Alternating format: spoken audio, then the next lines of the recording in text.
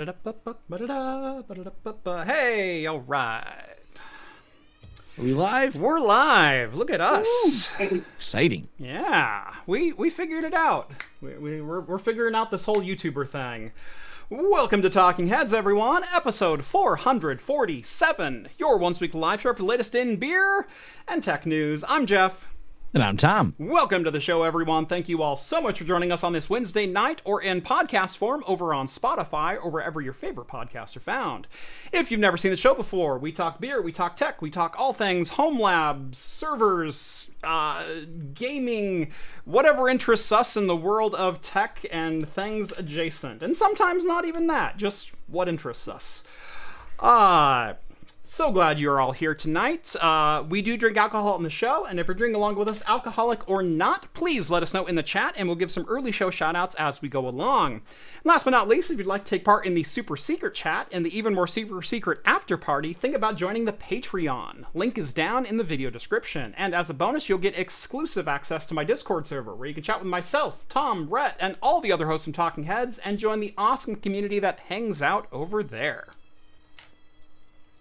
You know, I had to explain on my live stream last week because people want to know why, generally probably YouTubers is in general, and you as well, why we don't do like live call-in shows. And I'm like, look, my sweet summer child, awful things would be yelled into the telephone. And someone's like, you could screen the people. I said, well, they will always talk to the screener politely. Yeah, it is everything that happens after that. So this is why we can't do that. I did a call-in show once. Oh, did you? The way that I did it was only people who are paying me through Patreon. And so you have to be on the Patreon. You have to have some history. Like, you can't just like, oh, I'm going to join and then immediately get on the live chat. It's like, no, you have to have been here like before we announced this. Number two, it was through the Discord, and my mods had a special voice chat room that they would screen people in. They would then auto switch the people. So basically they're like running a switch panel and a screener, just like you would in a radio show. They would switch the caller over to my voice channel that was part of the show, and then they have immediate retraction rights if needed. And so they had a dump button ready to go. It works out really well. Yeah. What I'm probably going to do is set up like a Jitsi server and just, it'll be the show after the show. Yeah. And where it's not on YouTube, where if someone does a dumb or trolling or whatever it is that, you know, it'll happen for a moment. They'll scream something awful for a little while, and I'll go, let me delete that person, and then we'll continue on. But on YouTube, it can affect the channels. Therefore, the risk ain't worth it. Juice ain't worth the squeeze there. Yeah. Yeah, luckily the people that we let on had a very long history on the channel already, like within the Discord and within my community. But there is still that risk. Like, you know, I've talked to these people online. Some of them I had met in person, not all of them I had met in person. And look, I've been shocked as hell when I've known someone for like 6 years and all of a sudden the most racist thing comes out of their mouth imaginable. And you're like, oh, we can't be friends anymore. Yeah. People, that's also something interesting. We know so many people, the asymmetry of being a content creator and not meeting these people. And some of them, because we focus on talking about tech, they may assume that we're as racist as they are, and we don't know they're racist till you meet them. You're like, well, that was a conversation I didn't expect. Yeah. So it's happened more than once. It's interesting. We'll just say that. Yeah. I'm always kind and nice to everyone. But so I was at and unrelated. This is not a racist thing at all. So, goodness, we're not pivoting. Speaking of racism, away from that. I was at the Hackers on Planet Earth conference. Is in between the last time we talked. I left the day after the show. It was a fun conference. It's hacking, hacktivism, and of course the Hackers on Planet Earth is a result of the 2600 magazine, so lots of cool lore. It is just interesting to meet the guy behind 2600, Emmanuel Goldstein, and he's just a normal person. We talked about Detroit and everything else, and it was just such a fun time. But there is a guy I met there, Johan, and I met him last year as well, but I got to know him better. I had such a fun time. Johan's profile of what he does is he creates fake realities for humor is essentially what he does. So we had a lot of fun with all the silliness and crazy things that he has done. And so like the conference, he social engineering, but he's also someone who produces a lot of art and everything else. It's a strange conference, but for anyone interested, you can find all the talks online now. So there was quite a bit released, and that's something I really appreciate. They believe so much in everything they do there. Even if you do not at all have to buy a ticket or anything. All the talks are 100% published online, just like DEF CON. Yeah. And it's a talk that's as old as DEF CON now. So nice. Yeah, DEF CON starts just like 1 or 2 years before Hope. Hope starts in 94. DEF CON's like 92 or something like that. So those talks are online. And a talk that everyone should watch. I have not watched all the DEF CON talks, but if you want to know the best talk at DEF CON, it's Cliff Stoll's 40-year anniversary of the Wiley hacker chase. It is the most heartwarming, entertaining, hysterical talk. Even if you're not into cybersecurity, you in no way have to be to watch this mad scientist of a man talk about all the original things he did to track down a hacker in 1984. The book is amazing, The Cuckoo's Egg. If you're in cybersecurity, I highly recommend reading it. But watching his talk, the literal excitement you will have from the talk, including towards the end, he starts running out of time and they've got a timer. And he goes, "They're not looking, reset the clock." He's just like this wild, white-haired, animated, mad scientist of a guy who's literally an astronomer who tracked down a hacker in over 2 years from I think it was 84 to 85, 86. Yeah. So just the video, like if you look up that Cliff Stoll DEF CON, it's one of the most viewed DEF CON videos already.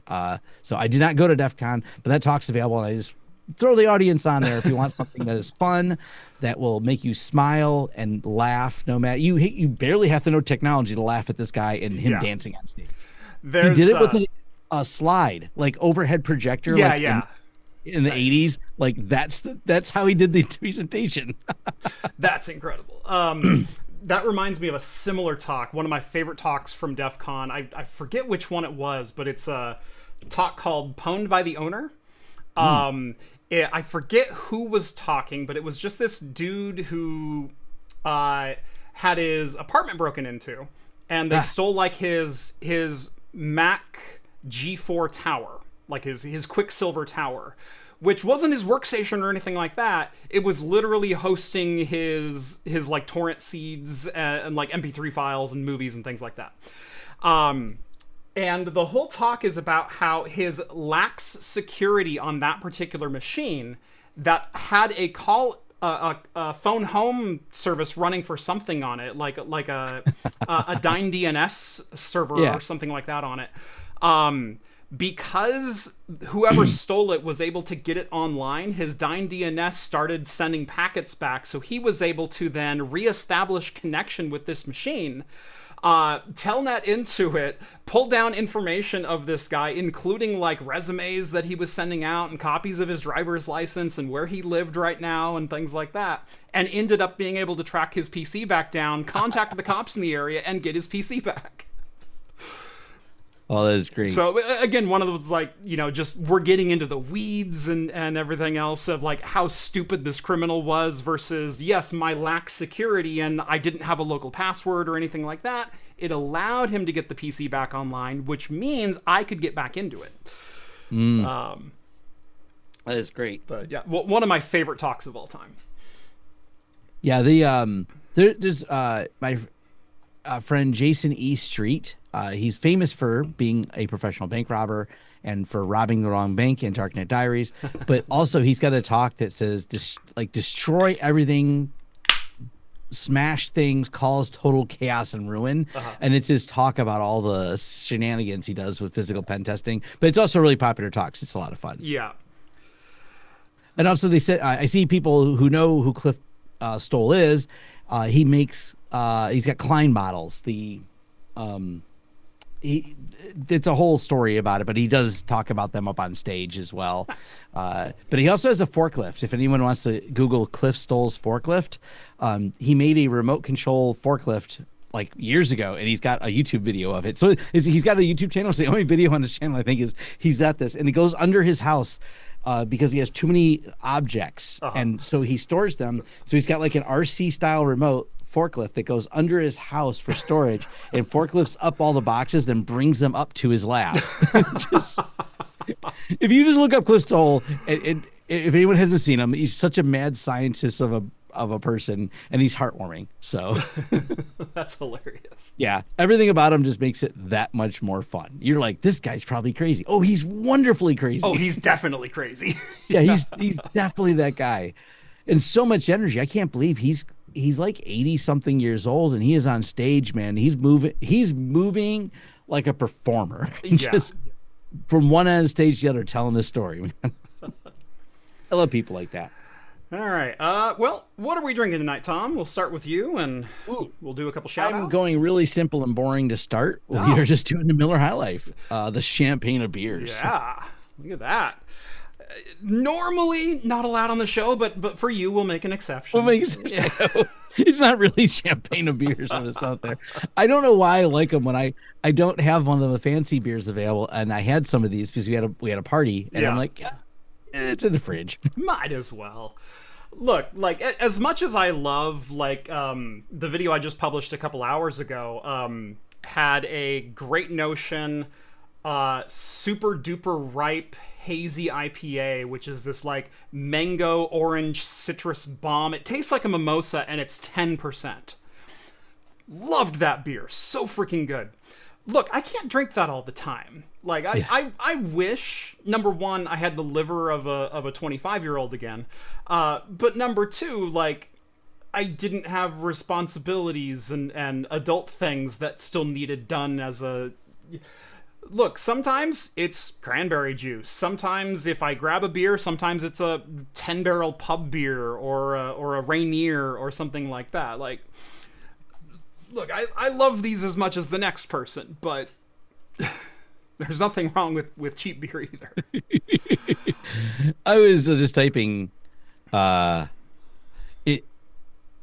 spelled nostalgia wrong, whatever. I was like, this beer holds a little nostalgia for me because it's the first beer I ever had. And when I say ever had, it's because my grandpa had a beer fridge in the garage, and he would always say, boy, get me a beer. And so I go get him a beer, but as one does when you were young, you're like, I wonder what this beer tastes like. So you taste it. You always sample grandpa's beer. And that's... and I was like, this is gross, but every time I take another taste, because, you know. Yeah. I like that. So what do you have? This is Level Beer. Beer with Balance is the mid-text. This is Revenge of the Sip. Oh, I love a good pun. Yes. Their beers constantly punny. Whether it's geek culture, pop culture, PC culture, they have quite a few beers that are like keyboard adjacent puns. So there's definitely like a nerd in the naming shop. Nice. In fact, I have their QWERTY Stout in my fridge right now. But they're great. They're a local Portland brewery. They're absolutely fantastic. This one's 7.2%. A couple of shout outs before we get started. Number one, we do have a super chat from Poi. Thank you so much. 2 pounds from what it looks like. Sending this out now. Might be asleep by the start. Well, thank you so much. Much appreciated. Let's see. Who do we have for shout-outs tonight? Novella's got a Montgomery Brewing Super Smash Brothers IPA. Speaking of Super Smash Brothers IPA, fun geeky beers. 6.5%, 3.96 on Untapped. Excellent start. From Michael's got a New Belgium Voodoo Ranger. Fantastic classic IPA. Skull, speaking about our call-in show, longtime listener, not first-time caller. Let's see. The Wildrick says, finally got in early. Hello, gents. Hello.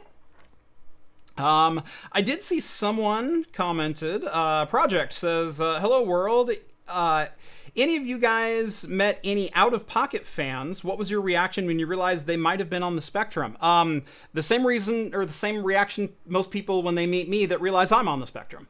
Yeah. Yeah, I attract a certain audience, Yeah. and most of them end up here. So, yeah, that's what that's like. Let's see. John Jay's got a Headroom by Trillium Brewing. Trillium Brewing Company is an IPA, I think is what that's supposed to say. Double New England Hazy. Excellent. 4.5 out of 5 on Untapped. Fantastic. And then Green sends in $5. It's 100 degrees in the shade. You pull out an MGD from the back of the fridge. You pop it open, so it's cold. Little ice chips have formed in it. Yes. Yes. Yes. As someone who is a huge fan of like a slushy Pepsi from the back of the fridge, yes. Which means you don't grab it out of the beerinator behind you because it doesn't get that cold. That's the one downside. You get like really cold. Yeah, that gets 45. It's a nice aging temp or a nice like stout temp, but man, if you're digging for like that 30-degree IPA, it ain't there. Yeah. There is a good feeling on a cold beer. Yes, 100%. All right. This is actually a slight continuation on our story from a couple weeks ago, talking about how Microsoft tracked down a hacker through Proton VPN and like hacker doing most of the things right to obfuscate his trail using double VPNs and tail loops and all this kind of thing. And we said, wow, it's incredible that Microsoft was able to, from the advertising GUID, determine what websites this person had gone to and what VPN they had logged in and what multiple IP addresses they were logged into various services in at the same time, down to geo IPs and things like that. Just off the advertising ID, which I was pretty sure they said couldn't be tracked back down to an individual user. As it turns out, that was all bullshit. In fact, your advertising ID and unique identifier and GDID can in fact be used to fingerprint your exact machine. What did Rockstar do when they learned of this potential for tracking down an individual user? Subpoena time. Time to subpoena Microsoft. Yeah. Well, that can of worms is now fully out of the can. Yeah. I mean, once they did it with that other hacker, you know Microsoft's going to be getting requests for this all day long. Oh, yeah. Yep. Computers have fingerprints, too. They sure do. Mm-hmm. The amount of effort being put into this is excessive, I think, to find the GTA leaker. I mean, come on. Yeah. Part of me, even with the subpoena and GTA or Rockstar going the full, like, let's bring the legal system into this, part of me still is cynical enough to think this is just guerrilla marketing. It keeps them in the news. It does. And the fact that they're going so hard at it, and that every single time there's the slightest development in the story, it's hitting like 7 major publications, it really makes me think, like, full-on tinfoil hat here. Mm-hmm. Well, I mean, who would come up with such a crazy idea that just be absurd and be in the news? Even if you're not in the news for good things, who would come up with such a crazy plan just to keep themselves in the news by doing absurdities all the time? I mean, this could be a thing that people are doing more. Yeah. Rockstar, no, they're always real nonchalant with all of their advertising and marketing. Yeah. No history there. Yeah. What is that? PT Barnum. PT, I said JT. PT Barnum. Yeah. As the legend goes, he would, there's been a lot of, I don't know for sure that it's 100% true. It's been a little bit fuzzy because there's just not good records for this, but he would get sued over his fake things he had, like the bearded lady and things like that. But later people had wrote that he's the one that brought the lawsuits. He would pay to be sued. Yeah. That way he would have people bring the lawsuit, but then people had to go see for themselves. Well, I want to know. I'm not going to go to court and know, but I'll go to his show and I want to see if this person is what they claim. Yep. So it's one of those things. Like P.T. Barnum was one of the original provocateurs of this type of, all news is good news. Yep. Even if I'm getting sued, you're like, why are you getting sued? Oh, people don't think my show's good enough. Oh, wait, didn't you sue yourself? Yeah. And it was something that came out later because if you paid cash to some lawyer to sue you, and that's not records that were easily found publicly and things like that. So yeah, it seems like a very believable story. I don't know if it's 100% true. I'm a skeptic on all things anymore. I was having a discussion with my friends about this just today when someone had made a claim about something, and I said we're watching the bullshit asymmetry principle play out. The person that made the claim did not corroborate evidence, but the person's claim now is a search result on Reddit only after 4 days after posting it. Yep. That if you look up this thing, and it's one of those, it seems like it would be provable what this person said, but I can't find any corroborating evidence, but it has now become the words they use. And I'll actually say, well, I won't say what it is because I don't want to skew it because we're still doing OSINT on this. But a claim was made that a certain type of event happened at a hacking conference a number of years ago, and it was an upsetting event.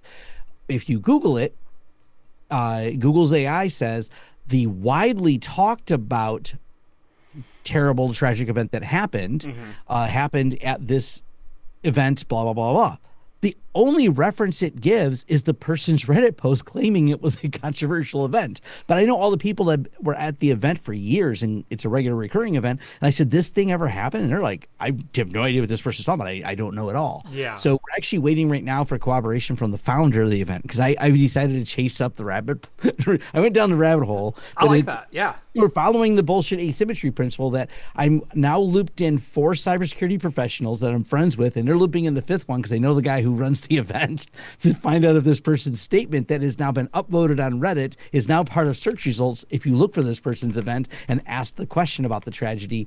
And yeah, it's a really obscure thing, but it's like, wow, how much effort is now going into it? 4 cybersecurity people's doing OSINT to prove one idiot on Reddit wrong. Right. But that idiot on Reddit now has a top position if you search. So yeah, we live in a crazy world. Yes, we do. The other part of my brain thinks this is fully someone who got a leaked copy of something, and that there definitely is a leak going on, and there is a bit of that, because it's also playing perfectly to the hacker cliche of as soon as Rockstar thinks they have some angle that they can tackle this story from or whatever else, the hacker just starts mocking them and like posts more information or something like. It's also following that, which again could be an argument for either camp, but it's that occasionally large company accidentally forgets a phone at the bar that was a prototype that suddenly becomes a news story. Twice that happened. Twice that happened. Yeah. It makes me think of Liam Neeson when they asked him he's going to make a third take, and he goes, "Isn't that just called bad parenting?" Right. Look, at some point, you guys keep this thing keeps happening. At some point, this is my fault, right? You may not be good at your job. Yeah. So there's been no follow-up from Microsoft on this about whether or not Microsoft is going to comply with the subpoena. Getting back to like the title story at hand is Rockstar has asked a court to subpoena Microsoft and Discord for any records they have around a Discord community in which these GTA6 leaks are being shared, as well as Microsoft for the GUID information for all users who exist within that Discord server. So this could almost equate to, if this is given in the subpoena, a guilty by guilty these by are presence. essentially going to be blanket subpoenas. So Yeah. everyone who uses that particular VPN now suddenly gets guilty if they're tying that to your username. Right. So if you're all using the same exit node of same VPN company, and we grab all the different people registered to that, now you're part of that blanket, which is a real problem. Yeah. This is the reason that police need warrants for Stingray use for capturing cell phone data, and it has to be highly targeted. Yes, we're going to throw a wide net, but we're looking for these two individuals. And anyone who gets caught in that is happenstance, but at the same time, they're not searching you. This is kind of a throwing a wide net to catch all the fish, and that's a problem.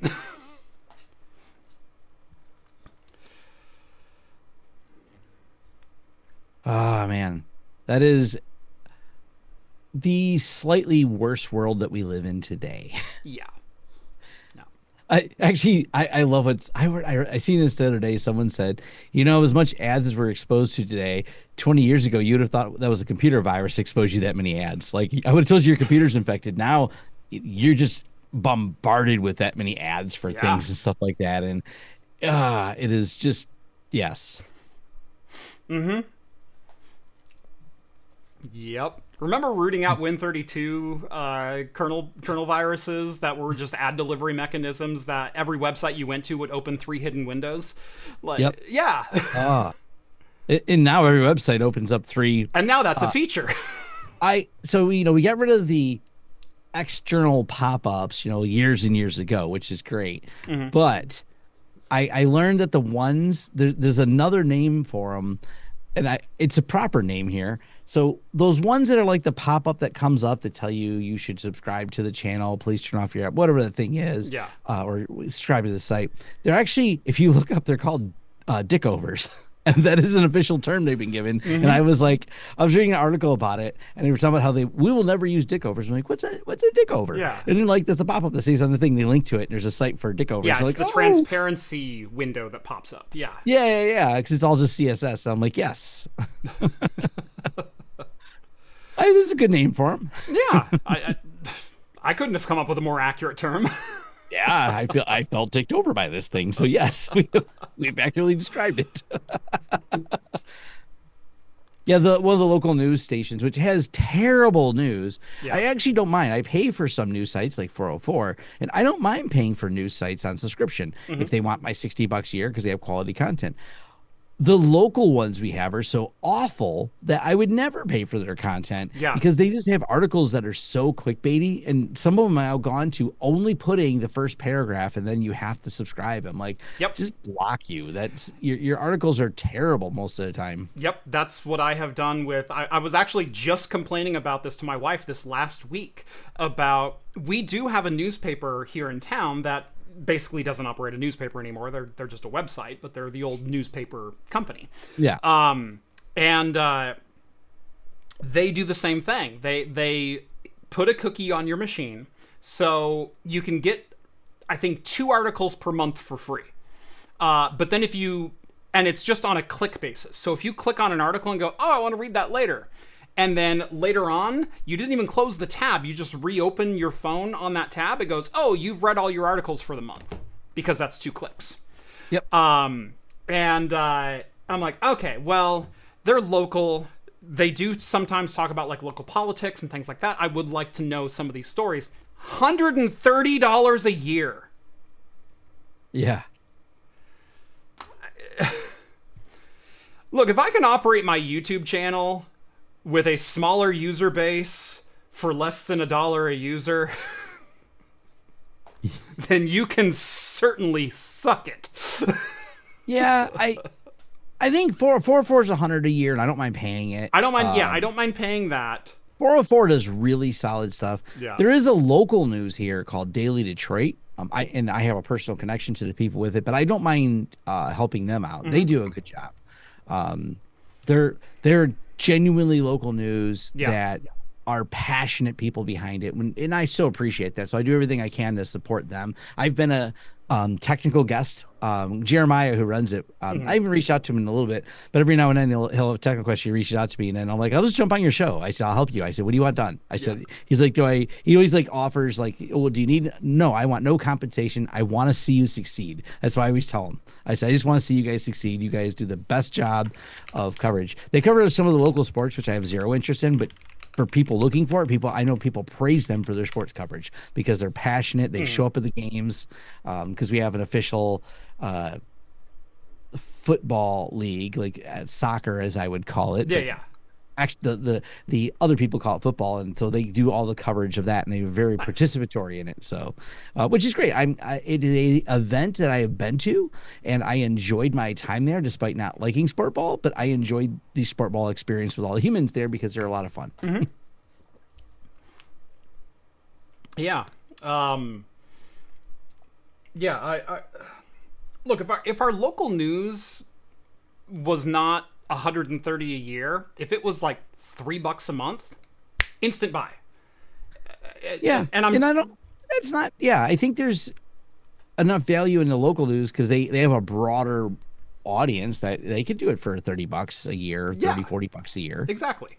But the problem is that this local paper, they do still have local reporters, but the problem is probably 3 out of 5 of the articles that get posted there anyway are reposts from major sites like AP or something like that.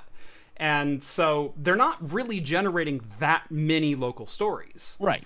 They're describing syndicated stories. Number as 2, someone pointed out, Sinclair probably syndicates them. Very likely. Yeah.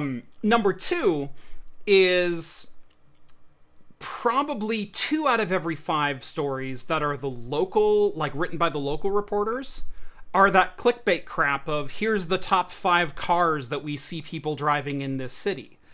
And it's like, you didn't gather that information yourself. Mm-hmm. Right.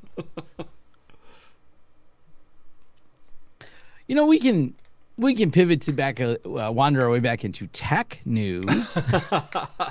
I did throw an article down at the bottom of our list there, but I saw that. It's a dual thing.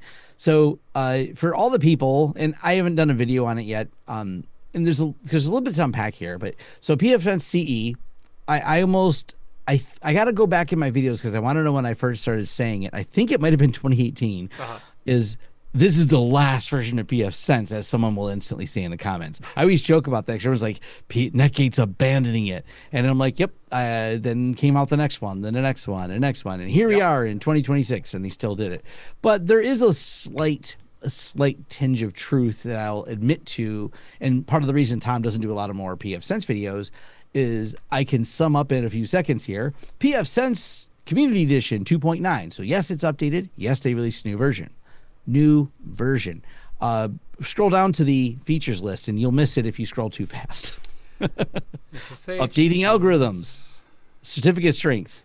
They're just deprecating old features and updating new versions. So there you go. Yeah. The only new thing is the endpoint restricted NAT. It helps with gaming if you have people using similar ports. Yeah. And if you scroll down a little further, I think they have automated renewals and certs. There you go. I've given you the highlight reel. Ta-da! So the thing that people are right about, they aren't abandoning it, but they also aren't adding really any new features to it. So you're right and wrong at the same time, where it's gotten to like feature complete, and it's still a good firewall. It's still one of the most full featured firewalls. Oh, as people say, Tom, what about OpenWT? I was like, well, it has like 10% of the features of PF Sense. Yeah. So it's still solid. If you want a packet pushing firewall, 2 thumbs up, it does the job. They added some new features to the new version of PF Sense, the PF Sense Plus, but they're also not features that are amazing. So back to Tom doesn't do a lot of videos about them because they're not going to change anyone's day here as far as the features they added. They're good features, but they're adding some stuff that have been around in other firewalls for a long time, and they're fulfilling a request that John Todd made in 2017. John Todd is the current CTO for Quad9, the DNS company, and John Todd did a long write-up on a really cool idea that Atom Networks ran with called Don't Talk to Strangers. And it's the idea that your firewall won't reach out to the internet without first resolving DNS. Because years ago, this was a common attack. We're just going to get you contacting an IP address of a command and control server. Yeah, so now they have the ability to filter based on if it didn't resolve it, they won't talk to it because it's a stranger. So that's why it was called Don't Talk to Strangers as a protocol. Yeah. They added that finally 10 years after the request, or 9 years. But that's not how modern that was a big problem in 2017. That's a much lesser problem here in 2026. Right. The efficacy of that security control is a little bit low here. So and I know this. I work at Huntress. We know I've learned a lot about how people break things and how security things that I spend a lot of my day looking into this and doing things and learning about it. And also I'm working on more content on it and helping the folks over at Huntress. So yeah, being on the inside, watching how the security is made. Yeah. Lots of fun. Let's see, who was that? Damien says, will this eventually see Tom poking at OpenSense, or? I don't see any reason to. So for those that don't know, Franco has chose to retire from FreeBSD. And what I've talked to other people in the BSD community, because we all know that the founder of Netgate is a controversial person himself. And then if you dig deeper, you're like, oh, that's why OpenSense forked. And you read Franco and him arguing with the BSD developers, and you're like, well, there's another controversial person. And he's less controversial than the other guy. But once again, I feel OpenSense is kind of feature complete. I haven't looked a little while, but to my knowledge, and I covered their security challenges of they have a smaller team, so they're slower to get some of the uptick on security. Not a bad product if you want to use it. They've solved, like they took a long time to get off TLS 1. I think it was a TLS 1.1 series before they got to the newer versions of it. But here nor there, same thing. It's not neither one of them have as many features as some of the other firewalls. Now, if you want to open source, yes, OpenSense is open source. pfSense CE is open source. I've kind of looked at Nether security a little bit, never really dug into it, but we have a lack of open source firewalls right now. And that's just an unfortunate thing because I used to wear the shirts when I did the videos. And when I do the video, I'm going to get I have my old pfSense shirt that says open source security. And they've actually removed that from most of the Netgate site because pfSense Plus is wandered away from the open source. They've decided all these new features they're adding are not open source. So CE still is, but all the new features, that's where the divide is pfSense Plus is closed source. It's based on the open source firewall we know as pfSense, but technically it's not. And it is technically its own code base. It is, yeah. Yep. Yeah. Yep. And maybe I'm wrong. And as I said, I haven't looked at recently at OpenSense to see if they've done some type of incredible feature lift, but last I looked was probably 2 years ago, and I didn't see anything there that made me go, wow, they've added and surpassed. They definitely have a different interface, and I know people like the there's an add-on that I can't always forget the name of it, but it's an add-on you can get that gives you layer 7 features. This is something that you can actually add to pfSense as well, but it's not popular. And I don't know how good it works in it's a third-party package, and I have no idea how good it works or how well integrated it is with pfSense. But a lot of people are looking for some layer 7 filtering features, and that's the Sense versions, whether pfSense or OpenSense, that's never been their strong suit.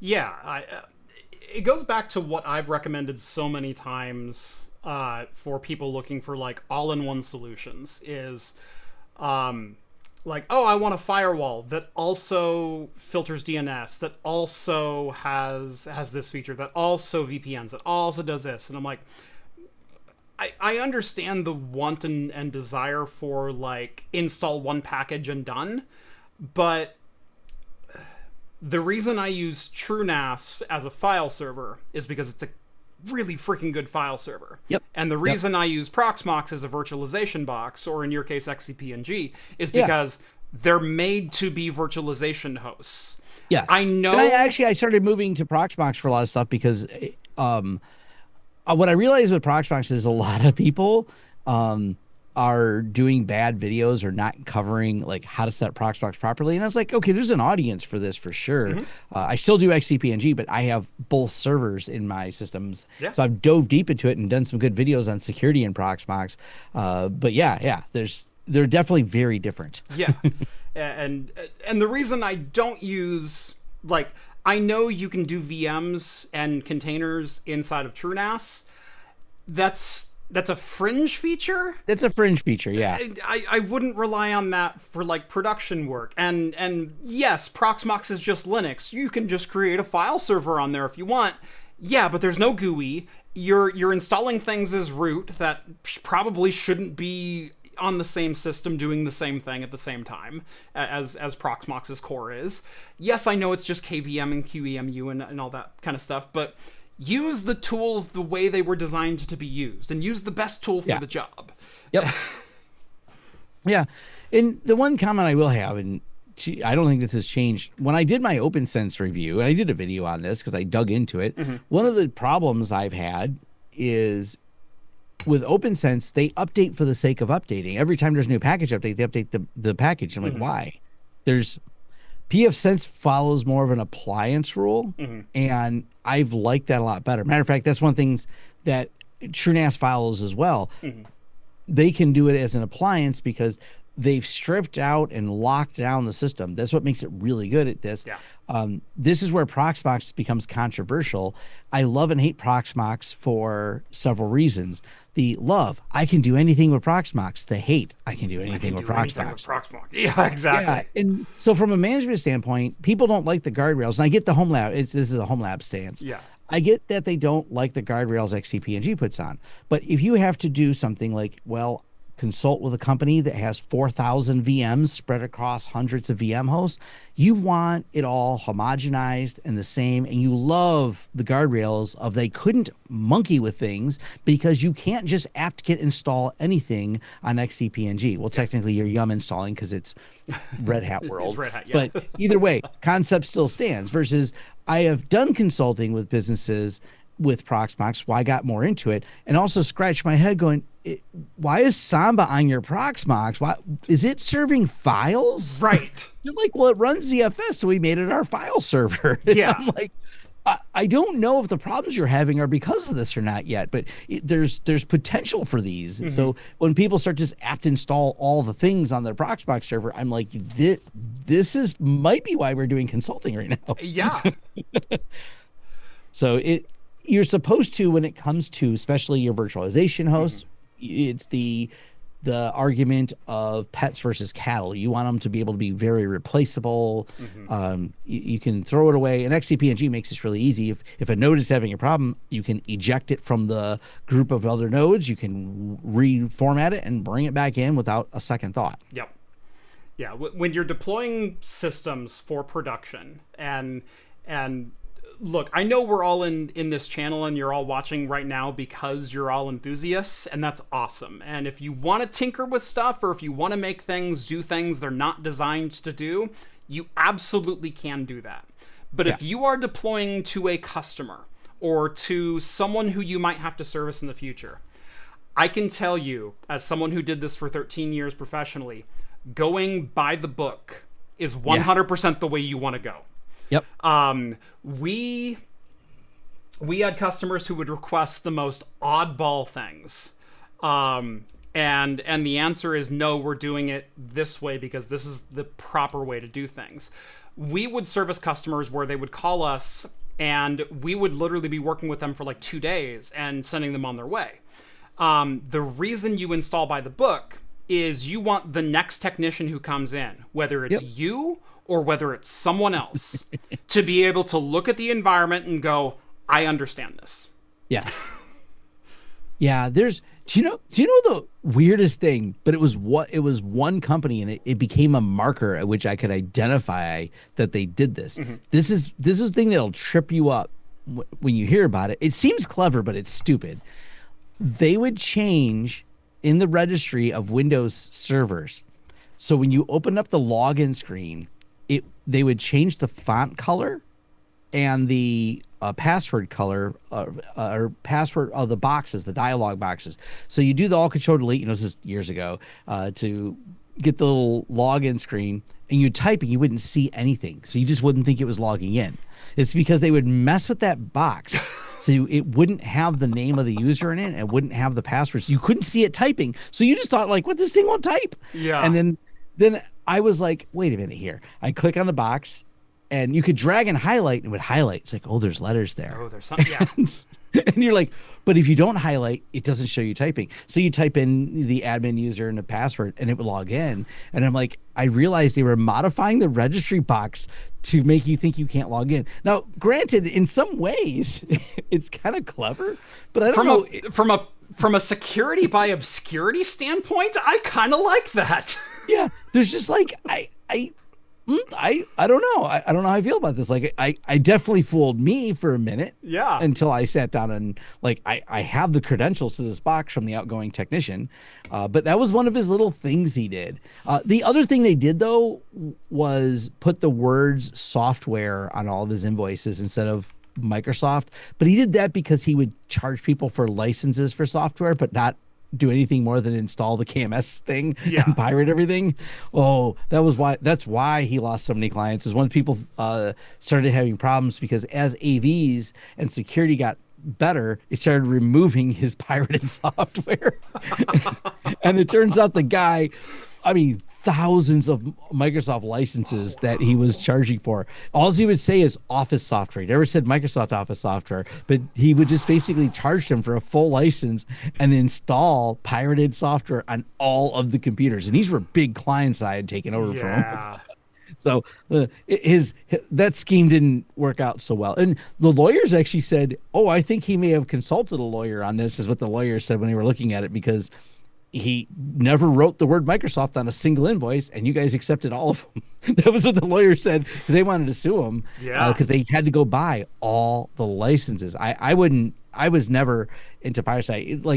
I was like, you have to buy all these licenses. That's a lot of money. I'm like, sure is. I think we already spent the money. I was like, no, you spent the money on software licenses according to this invoice. Yeah. And I said, you can figure that out with him in court. I am not a legal expert. And then I remember the lawyers told him, I think this guy's clever. Yeah. Oh, man. Well, did you see the announcements yesterday from Apple? Some new fancy stuff. We got some new fancy stuff. Yeah. As a fellow Mac Mini and Mac Studio enthusiast that you are, I figured you would be just as excited to see these drop as I am. So Apple kind of pulled a little bit of a fast one. Just a random Tuesday, closed their store for an hour and went, oh, by the way, brand new Mac Studio, brand new Mac Mini. Oh, and a processor we've never talked about before. Enjoy. Yeah, it's one of those, like, I've been heads down working on some projects for last week now, but I was like, I seen this and I was like, oh, I seen it in your news links, and I'd also seen it passing by, and I bookmarked. I'm like, I gotta read that later. I feel like, because I just got my laptop I picked up was an M5, so I could do editing while I'm traveling. And that doesn't feel old. No. Matter of fact, my M4, I forget the model, it's the Ultra, but my M4 Studio that I use for editing here in my studio is also wicked fast. Like, I have no desire to upgrade my M4. There's nothing I can't do. I'm 4K 60 editing like butter. And so, and the renders are fast. I think Apple's their own enemy on that. So as cool as I know the announcement is in the new processor, I haven't looked at the specs yet, but I'm also going, I have no desire to replace. I have a Mac, an M4 Mini, just base model, the one that was available for $599 for a while. And it's been fantastic. In fact, for probably about 6 months, it was my main workstation here. Just 256 gigs of storage, 16 gigs of RAM was all it had.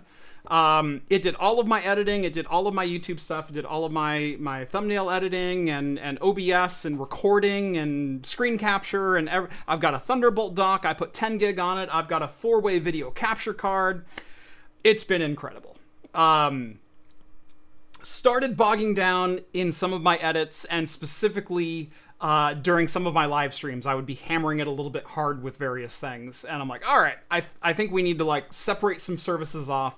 And so a friend of mine, actually friend of the channel, Zeus over at Homelab Hazards, he'll launch his channel eventually, I promise. He offered, I think drunk one night, to sell me an M1 Mac Studio, so the one from 2021. He goes, yeah, I'll give it to you for what I paid for it. It was like $750. I went, all right, done, cool. M1 Ultra CPU, I think 16 core or maybe 12 core processor, but 32 gigs of RAM, 512 storage, 10 gig networking on board, Thunderbolt 4, like all the things that I want. Slightly slower single thread than the M4, but faster multi-thread because it has more cores. And I'm like, cool, that sounds like it'll be perfect. There ended up being some confusion because he woke up in the morning and going, did I say 750? I just checked eBay and they're going for 1900. Well, do we believe the junk man? Does the silver man pay for the junk man's sins? Right. And I said, look, I will state this from a position of privilege. I'm used to people giving me deals. And so I didn't question when you said $750 at all, even though I knew the price they were going for. I figured you were just being nice. And so we came to an agreement. I have the machine now. It's great. Nice. And we're friends. It's fine. We're still friends. Yeah, but those are the two machines that I moved all my video editing and whatnot and capture over to the M1 because that's way more better equipped to handle it. That being said, I think I'm going to be a day one buyer of an M5 Mac Studio, of the new M5. Probably not going like balls. I don't think I'm going to go with the Max processor. That is the top end one. That's the two of them that are glued together. I don't think I need that. Nor do I think I actually need the base 96 gigs of RAM that the $5,500 model includes. I think what I'm going to do is I'm going to do a build to order on the M5 Ultra, which is still, I think, either 16 or 18 cores plus like a 32-ish core GPU. Newer process node. This is, I think the 3 or might even be the 2 nanometer on the M5. I can't remember which. But super advanced process node, huge efficiency gains, especially over an M1. It's going to be about $3,500. Like, it is not a cheap machine. I don't like. I got the M4 and they had it refurbished, which even though it's new.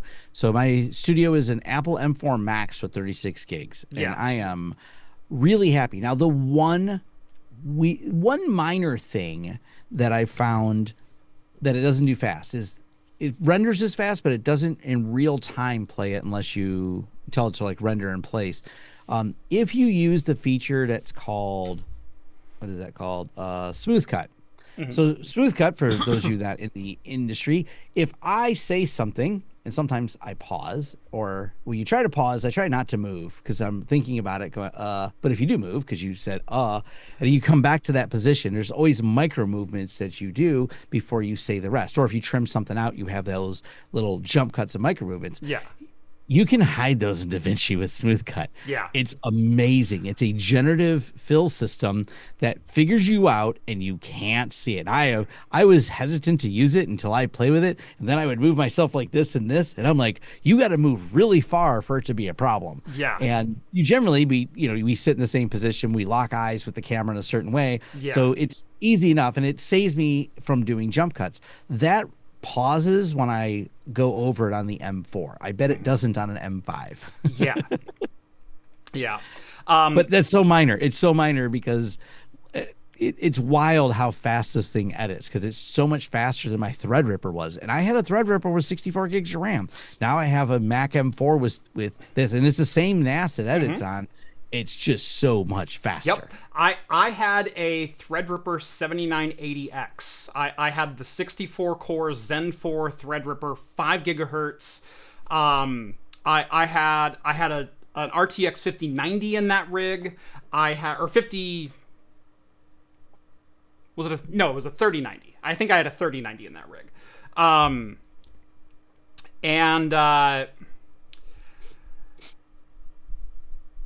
The Mac Mini edits faster than the $5,000, $7,000 PC that I was running on. Oh, and it renders about like 5% slower.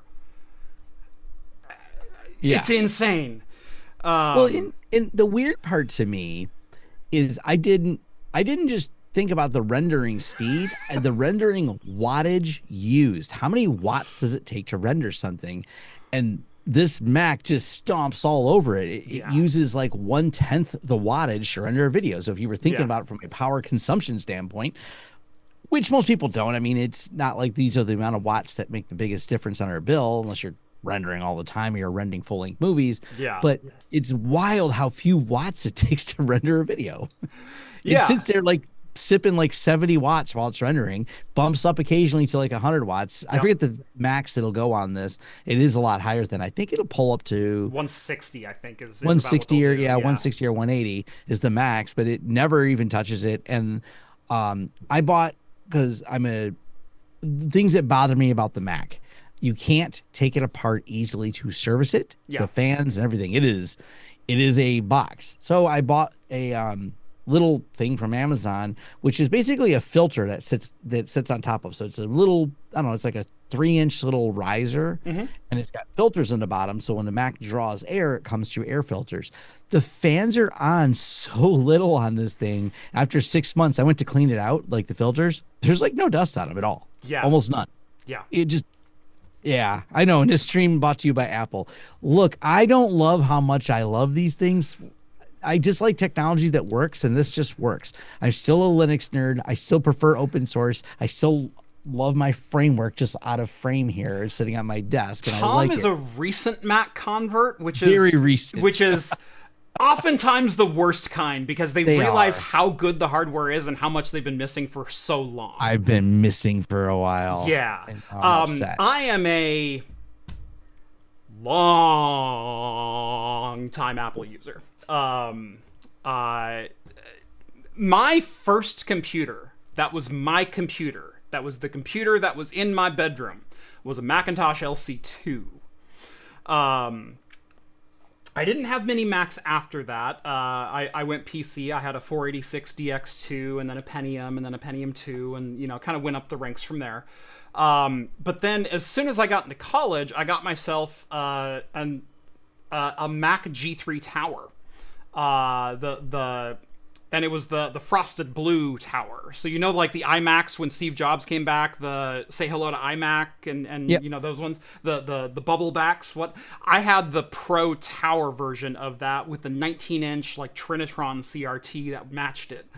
And that's what I rocked in college. And in fact, that Mac is the first thing that I ever installed Linux on, because I ordered an Ubuntu CD for PowerPC so I could install Ubuntu on my Power Mac G3. And then didn't have a lot of Macs in the interim, but then about 2008, shortly after Intel started making CPUs for Mac, I went full Mac, and I've been basically Mac ever since. Never as like my hardcore workstation, like my gaming workstation or video editing or anything like that, but it was like my daily driver. It's where I did a lot of my writing and my sysadmin work from and things like that. And so I'm a recent convert onto like using it for like, not professionally as like, oh, it opens email for me, but like professionally, like it's editing my videos for me. It's doing work. I'm a new convert to that. And it's still just awesome. Yeah, and like with the laptops, and this is actually my Huntress one, which is the same thing. This is an M4. I have an M5 for mine. One of the things I really like about it is the battery life is insane, and so I'm happy Huntress issues these to us for our official work systems. But I go out and like when I have to travel, I take this with me for when I'm going to a Huntress event. And I never have to think about plugging it in. I'm like, I use it. I'm out there doing my thing and use the laptop, have it in a hotel room, use it. And I'm like, oh yeah, I got to plug this thing in. I'll plug it in when I get back home after a 3-day trip. Like it just, the battery lasts the entire time. Yeah. Send all the emails and Slack and everything else.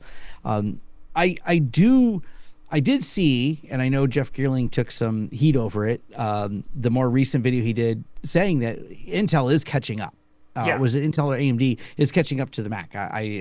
He did a comparison video on it, so we are coming back to that, and I don't know because of the video editing part. If it wasn't for the video editing, I probably would use one of those more modern laptops and the battery life be good because I love my framework. It's fun for gaming. It is not good on battery. Right. That particular model I have, the framework 16 with the higher end AMD and everything is not. Yeah. 2-3 hours. I like it. Yeah. Yeah, you're not using it. Plus it's got the big screen and everything on it. So everything about it is bigger. But I do like a smaller laptop for good battery life, and I would run a good Linux distro on there because I can do most of my stuff in Linux from my actually I could probably do all my Hunter stuff in Linux, but they don't allow that. Yeah. They use, they have device management and all those fancy things corporate companies do. Yeah. They have rules. I can't just load anything I want. Dang it. They have an approval process that Tom had to follow to get OBS loaded. Me and by the way, we have a new member, and Zeus chimed in with a super chat. We'll get to him in like 2 seconds here. Awesome. Vince, another friend of the channel, sometimes co-host here on the show. He and I had a brief exchange in the Discord earlier today. Because there's been some stories coming out recently about like horrible security practices that companies are following. And he goes, I get so mad when I see this because this is literally my day job. His was, part of his day job is like replication and distribution of services, making sure our globally available service stays globally available. And there's been a couple of cases in the last couple of months. I guess Proton Mail and Proton VPN were down earlier today or late yesterday or something like that because one data center had a cooling issue. And it's like, that's not okay. From like a redundancy and operations standpoint, you're supposed to be a multi-node system. If one node goes down, that shouldn't affect you in theory. If it did affect you, you're not doing your job right. And I went on the same thing of like, every time I see a story about a company that got crypto locked or some company was hacked because of a data breach and it's because their secretary downloaded invoice.scr or something like that. That irritates the crap out of me because that was my job. It was my job to lock things down. Or a C-suite, VP somewhere insists he needs write access to everything because, I work on everything and so I need full access. No, you don't. You need to listen to your freaking security people. Yeah. It makes me so irrationally angry when I see massive multinational companies not following best practice. Well, I'm going to, where can I do this? I'll send this to you because on the topic of security, this meme is doing well. While you're getting that loaded up, if I send it to you in Discord, you can. Yes, yeah, I'll pop it up. New member, Zombie Killer, thank you so much for signing up, much appreciated. And Zeus chimes in with $5, thank you very much. And he has a really intriguing question. Does every super chat I send you mean you're technically getting a better and better deal on that Mac? When does it break even so I'm paying you to take it? Ooh.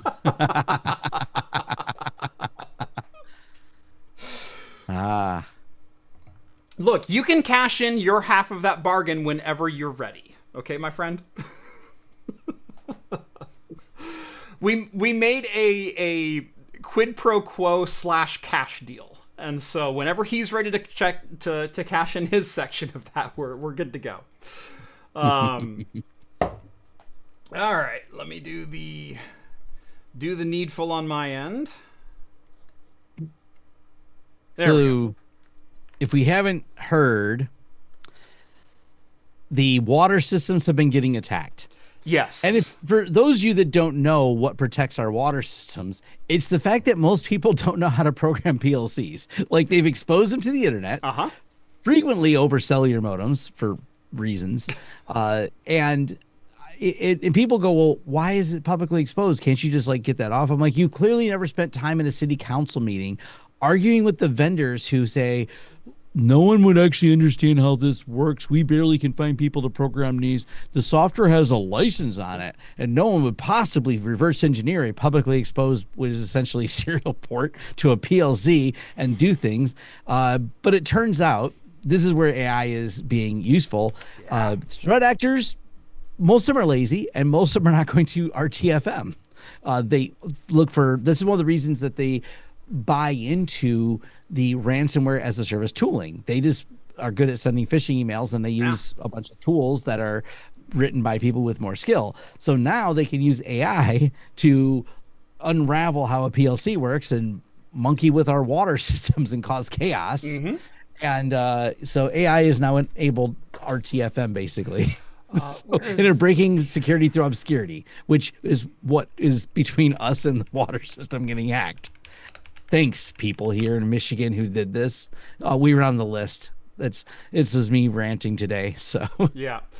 Let me bring up this.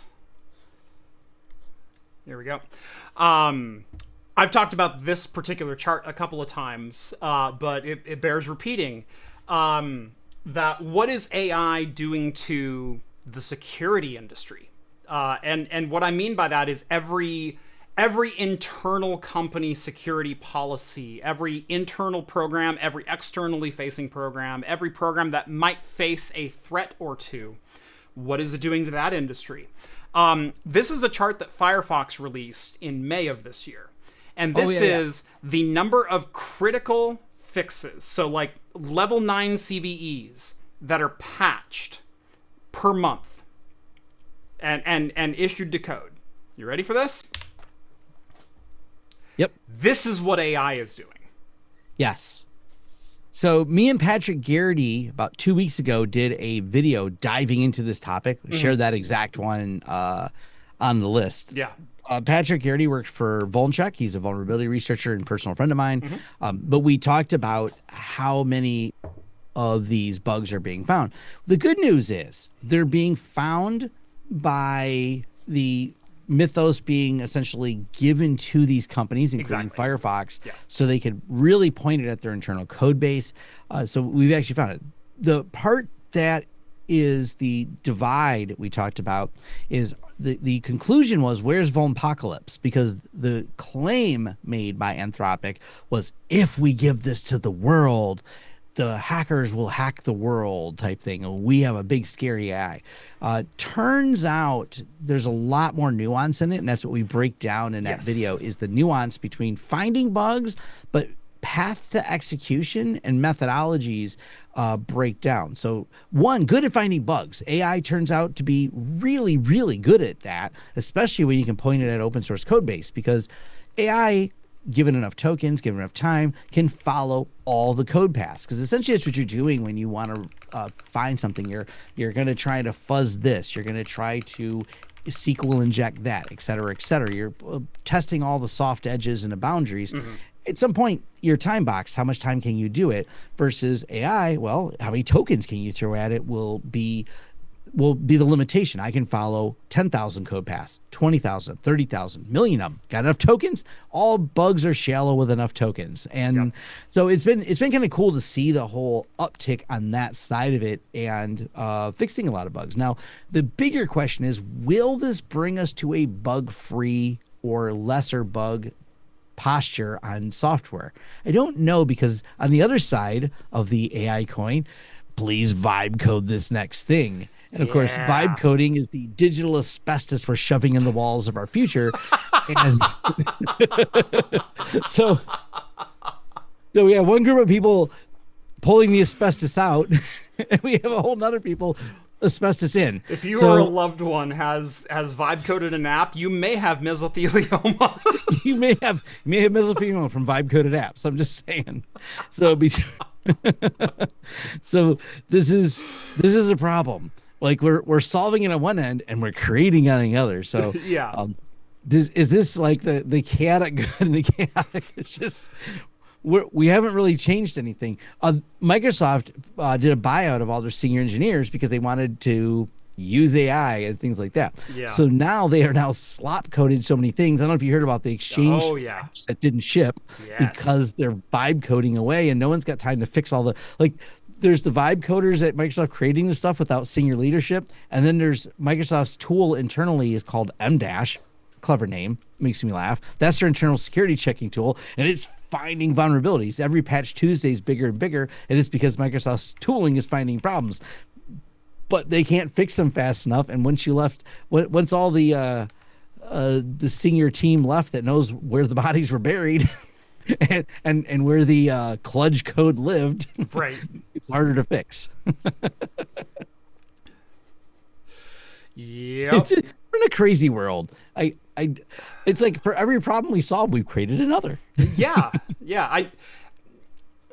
The asbestos that we're cramming in our walls, that's going to live rent free in my head for the next couple of weeks. Yeah. It's vibe coding is a digital asbestos for shoving in is the asbestos we're shoving in the walls for a digital feature. Yes. And then, yeah. Gosh. Someone did ask, hey, do you have a sponsor on this video? It's about time for a sponsor. I don't have a sponsor, but we might as well, because you can go to craftcomputing.store and pick up some fantastic merch. All of our merch is designed and made right here in-house. This is my Code Rain Nonic pint glass. I designed this here on this computer that you're looking at right now, and then laser etched it out in my garage, including laser etching the bottom of it, which is a nucleation point for your beer. So if you pour a beer in here, it will constantly refresh the head on your beer. You get the best flavor. It is a function of the glass. We make this right here in-house. We make everything to order. So please visit craftcomputing.store. We've got a ton of fantastic merch on there, from glassware to bottle openers to we even have minimalist wallets, flasks, all kinds of fun stuff. So please go support the channel. And now that I shut off the glass, I can pour my second beer, which happens to be a Steeplejack Brewing, another local Portland brew here. The Platinum Gargoyle West Coast IPA. And I'd be lying if I said I didn't buy this just for the can art, because holy crap, this is one of the coolest cans I have ever seen. I like it. Yeah. It's not even showing up on camera, but it's like shiny and metallic and reflective in all the stained glass solder joints. It's freaking gorgeous. It is so good. Yeah, very Castlevania. You know what? That means I need to go grab my craft computing glass and put some whiskey in it. So I'll be right back to do that. There you go. So I just had water in this glass. I have my craft computing glass up there. Well, there you go. I will let you go grab that then. I will be right back. Is that vibe code on the glass? This is what I call my legally distinct Code Rain pattern. I did design this. I guess you could kind of call part of this pattern vibe coded. I've never actually explained how I did this pattern wrap. So I measured the glass. I figured out the height that I wanted for the number of characters.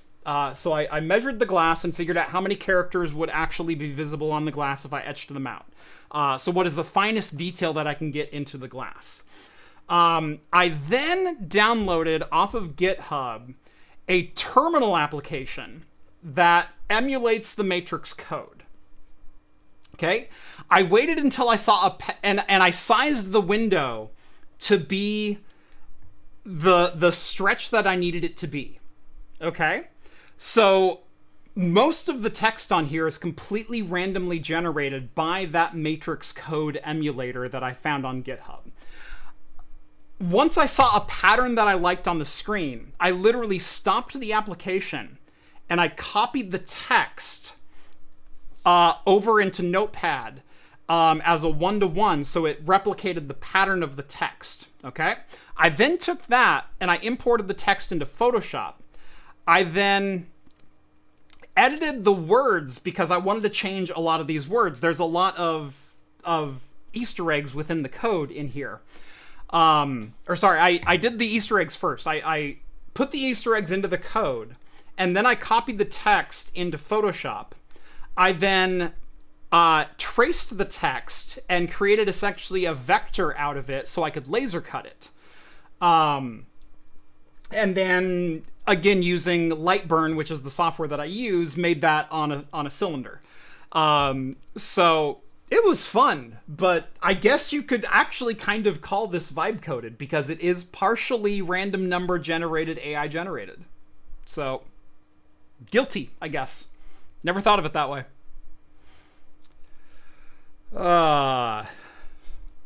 Thanks for the call out, Novella, by the way. People wondering about Pliny the Elder, Pliny the Younger. I have had both. They are absolutely fantastic. I've had both in a can as well as on tap. Ooh. Ooh. Angel's Envy Rye. Look, I love a good Lefroy. What's the votes here in the chat? I love a good Lefroy 10. It's so good. But Angel's Envy Rye, that is my bottle. Chef's kiss, 10 out of 10, no notes. Like, yeah. I do. This is just a favorite. There's a local grocer. They carry it. They know I have it. They always have it for me, so I don't have to go anywhere else. I love it's literally my neighborhood grocery store. I walk there, ride my bike or whatever. It's a quarter mile from my house, nice. And they have this. Yep. Unfortunately, here in Oregon, we have state-run liquor stores. We can't buy our liquor in grocery stores at all. Yeah. I know that's something that you don't get in a lot of other. I never knew this until I got older. Right. You can't just buy this anywhere. But yeah, a lot of states. I think a lot of the southern ones are all like that. Yeah, a lot of the southern ones are all state-ran. We're the only one on the West Coast that's state-ran. You can go to Idaho, Washington, or California, or Nevada, and you can walk into any store and buy liquor. Like, just look at that craft computing logo on here. Perfect. So yeah, gotta continue the no sponsor, but give a shout out to Jeff here. Yeah. At first, I spent a few minutes looking because I didn't know where my wife put the glass. Now, she broke a glass the other day. Yeah. And I don't know what she broke. She just said I broke a glass. I was worried because when I couldn't find it, I'm like, is that the glass she broke? Oh, no. I mean, I'd have to order another one. So Jeff's going, oh, that's terrible. Oh, Tom. man. Yeah. But she had just pushed it to the back for some reason because my wife, and hats off, this is a good thing they did. They held she works in the cybersecurity space as well, and she manages like their events.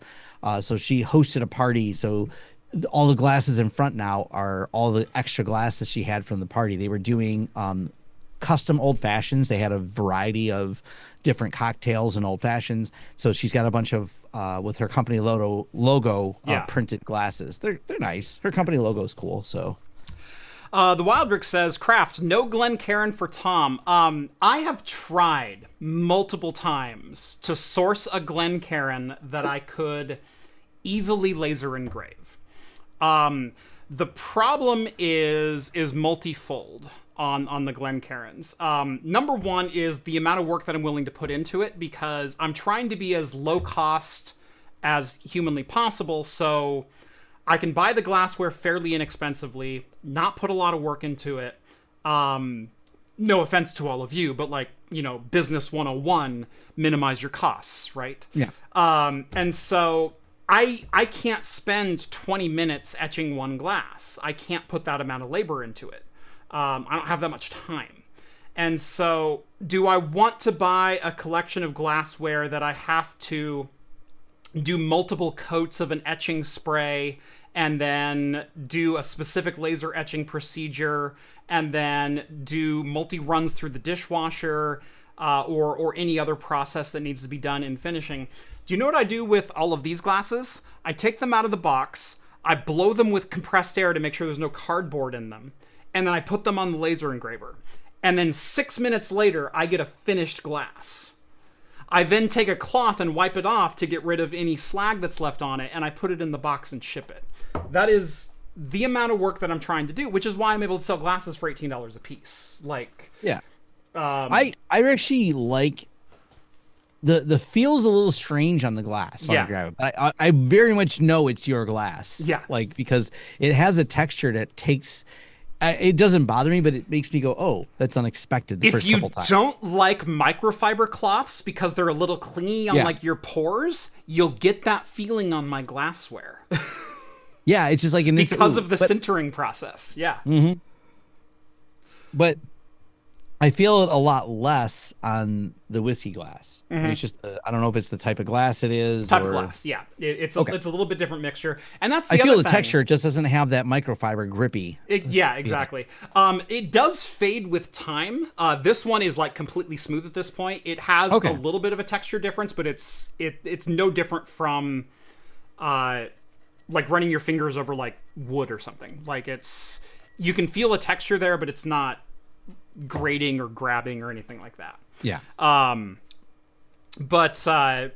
Yeah, it's how much work am I willing to put into it? If I needed to add 2 hours of production time, 3 hours of production time for a set of glassware, I would have to increase cost. I know, well, it's just me in my house and it's just me working for free. That's 3 hours I'm not making money elsewhere. That's not free labor. Yeah. Cosworth chimes in with $5. Jeff's glasses need a warning for his beer pints with the nucleation base. They're great for beer, but holy hell does it make soda go flat fast. Yes. If you pour like a Dr. Pepper or a Pepsi into this thing, it will foam for about 3 minutes straight and then stop because there's no carbonation left in your beverage.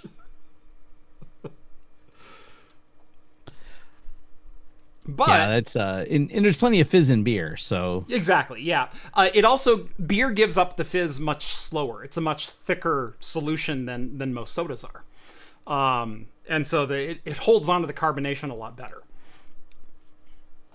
He should nucleate the sides too. I think the bottom is plenty, and in fact, I really like the bottom because it's just this slow trickle of bubbles that just rises. There is a diminishing return, and in fact we also don't want to make your beer go flat, and so we don't want it to do it too quickly, and we're already doing it too quickly with soda. So it is a little bit of a balance, but again, like, I would love to have Glencairn glasses. I've looked at doing like tasting glasses. I bought so much glassware for testing, and these are the two glasses that are very repeatable. This and the rock glass that you have, they're very repeatable. They're easy to work with. They're high quality glassware. I've dropped this from my chest height onto tile floor and it bounced. Like, we sell really good glasses. I wouldn't count on that for the Nonic pint, but the conical pint, holy hell, this glass is strong. I have been more than impressed with how well these have held up. I have never personally broken one of these, despite dropping them off my counter multiple times. I will tell you, if you buy glassware from my shop and you break one, let me know. You can pay shipping and I'll replace it. I'll replace it for free. So lifetime warranty. Mazel tov. I'm that confident in it. Trust me, bro. Do I have a written warranty policy? No. I'm waiting for the Gamers Nexus expose to come out. Man. I was digging around here, something I have, and I'm gonna grab something so I can show this off. Oh boy. All right. Novella, member for 72 months. Thank you so much. My OG craft computing glass is still going strong before Jeff made his own. Yeah, I did partner with a merch company. I think right at the beginning of 2020, maybe 2021, thereabouts. They did some decent glassware. Very, very similar in feel to this conical pint. But they were vinyl appliques. And while they worked, they did start to flake at certain points. And I was not thrilled with that. And it was through that experience of selling like a heat press vinyl in glassware that I wasn't even doing. I was just commissioning my logo to a merch company. That I went, a laser etching isn't going to wear out. I wonder how much a laser engraver is. And as it turns out, to do glassware quickly, it's about $3,500 for a good laser engraver. But I've got a 30-watt CO2 Galvo laser, and they are so freaking cool to use because it's a laser head that's stationary, that sits over your cutting surface. And the focal distance is like 14 to 20 inches. And so the glass is sitting here, the laser head is sitting up here, and the laser head never moves. It just moves the laser beam inside of where you're cutting. And it does it really freaking fast. So it is pretty cool. Yeah. I've got a couple of videos on the laser up on the channel. But anyway, go ahead. So what I have here, and people might be interested in this. Let me get it to focus. There's a little company called Treatix. Mm-hmm. And they make, these are relatively inexpensive, USB testers. Nice. So it's got a bunch of, you plug in the USB on the side. It's got all the different options here, so it can do different cables and things like that.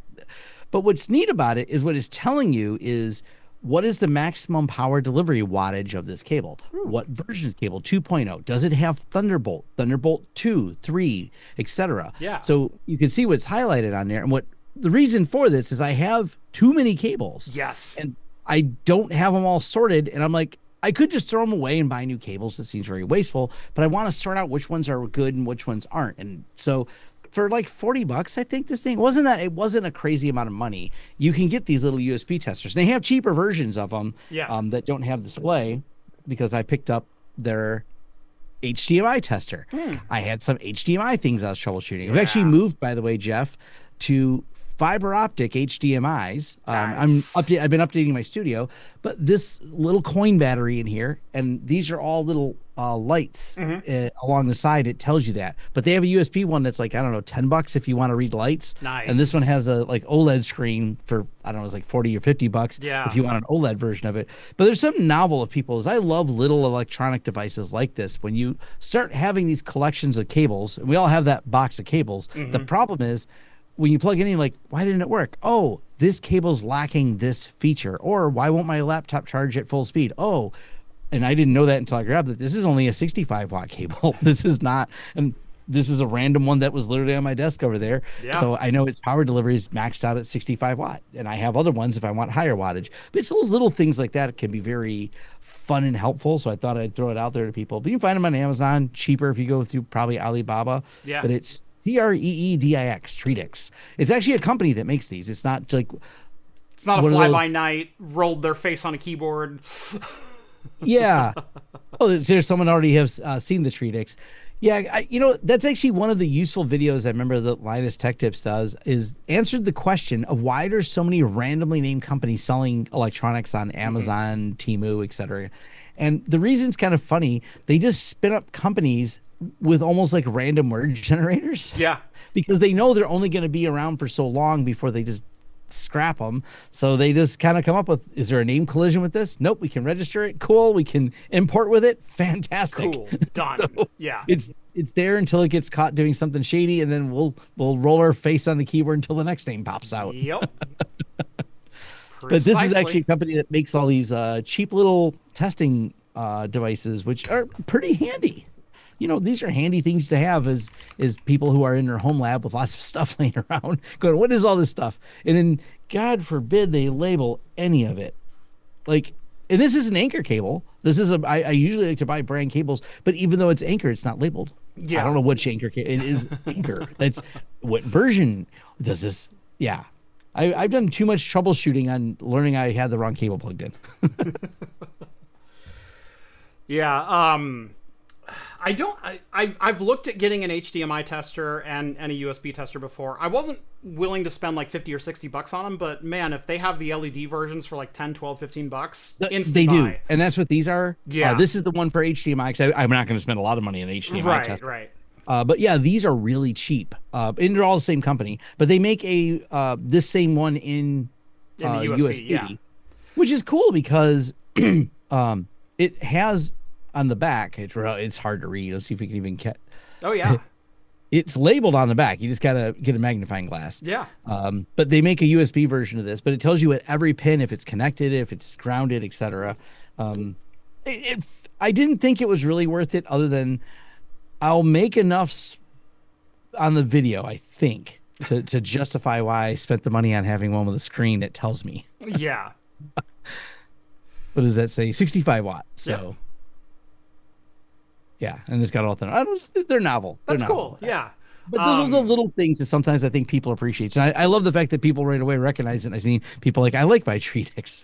One of my favorite tools that I own, it's out in the garage, otherwise I'd snag it right now, is back when we were doing installs for companies of like new server racks or new network racks, is I have a Cat5, Cat6 testing kit that also includes a set of 24 home finders and their mail plugs. And so you open the box, there's 24 RJ45 plugs just sitting in the box, and they're all labeled 1 through 24. What you do is you line those up 1 through 24 in a patch panel. You can then go out to all the drops that your contractors ran, plug in your head unit to those, and see exactly where on the patch panel that cable goes. Yep, I like those. That is so invaluable. Yeah, I had a set of those by Ideal Technologies. Mm-hmm. They worked great. I had another set by Fluke, and those went with the employee that got fired. So we did not get all things back. Mine's a Fluke. Yeah, I now have a Fluke one. Again, I have a really one of the new Fluke ones that also does Wi-Fi testing and PoE load testing. Yeah. But it doesn't have. I could buy them, but Fluke, when they sent it to me, because it was a review unit that Fluke sent, they didn't send me all the adapters. They only sent me 3, I think, which is weird. Yeah. I'm like, why didn't you just send me? Why'd you send me like 3? Right. Like, why did you send me the $4,000 box and not the collection of $10 adapters? Like, come on. Yeah, exactly. Yeah, exactly. Like these adapters are cheap, and I just didn't feel like buying them. I have gotten on so many companies for that. Like, if you're gonna offer it as a feature, send me this stuff so I can show it off as a feature. I'm not gonna talk about it if I don't have it in hand. And so if you're Fluke or whoever else and you send me a box of stuff, I'll talk about the stuff that came. But if you go, and if you want, you can buy these 24 dongles. Nope, sorry, that's not a feature. It's not in my box. I can't test it. I can't vouch for it. Sorry. Yeah, I've used the Klein ones as well. So I've used the Ideal ones. I've used the Klein ones. I really think Klein makes solid. I like Klein as well. I've got a couple of their network kits as well. Yeah, I still have a Klein toner. When I dissolved or sold off, I should say, a lot of my infrastructure side of the company, I gave a lot of the tools away. Now, the one guy got fired and he just didn't bring them back. And I'm like, well, whatever. Well, he was a contractor. So basically, we just told him his services were long and you can't officially say you fire him through a contractor. But right. I kind of knew where we were with things with him. And I'm like, I'm just going to write off the fact that he's never bringing any of that stuff back. Yeah. Sometimes the cost of not getting your tools back is worth the price of not talking to that person again. Oh, man. Yeah. That's the only challenge I had running a business over the last 23 years. Infrastructure was a constant battle of love and hate. It was always my most troubled people. Yeah. I still get together with some of my old staff. They work at different places now, and but we hang out. We actually had a barbecue over at my house for them. Nice. And it's it's funny because you reminisce of all the stories about one particular contractor I used, but it's also they were always the ones that did some of the most egregiously dumb things that as we were talking about, like owning the suck. I've always been someone who, if I did something, I always fessed up to like, all right, my company will take care of it. Yeah. But sometimes I don't know the contractor did something dumb that I have to own up to. Yeah. So client calls and they're like, your guy broke a mirror. I'm like, we broke a mirror. It's industrial complex. And Yeah. you know how like when you're driving high-lows through the aisles, you have mirrors to make sure the high-lows Oh can yeah, see safety mirrors, OSHA yeah. things. Yeah. Yeah. Well, apparently they whacked it with a high-low and then hit it somewhere. And they're like, they were the only people there at night. So they were kind of mad at me. I said, no. I said, let me sort it out. Trust me, I'm not denying that we did it, but let me call the people who were there last night because they didn't tell me about it. Yeah. And they fessed up to it when I got on the phone with them, which of course made me read them the riot act over it. Yeah. And just like, guys, just tell someone. And the guy even said, we have spare mirrors because OSHA requires we have them. But he goes, we didn't know to replace it until someone told us that it was missing. Exactly. And He goes, there's a whole back room that has these. We could sort out. They're not incredibly expensive, and we've broke them ourselves. Yeah. This is why there's a spare, because we're not your guys aren't the only ones who have run into these things. Yeah. And that's always been my thing is working with people. It's like, look, everyone makes mistakes. Lying about it or omitting it, you're just making it worse. And like, oh, I ran into a mirror with a forklift or a high-low or a whatever jack that you were using. It happens. It happens to everyone. Please, if you cause damage, if you do this, let the site know, let me know. That way I don't get an angry phone call at 7 in the goddamn morning. Yeah, exactly. I don't want to hear your phone calls. Right. Although, so I was always a huge stickler for before and after pictures of all the things. Yes. And it was always a fight because they would just, I don't know why this is hard for contractors to grab their phone and take a damn picture before they started, during, after. It's like, just take a bunch of photos. I don't care if they're great. Just take a bunch. I'll sort it out. Yep. And they would do it sporadically, but they did it at the right job. So new office getting built. New office had to get carpet in it when the furniture got delivered. And so what they did was all the new furniture, every new desk got delivered, but it got delivered to the warehouse side.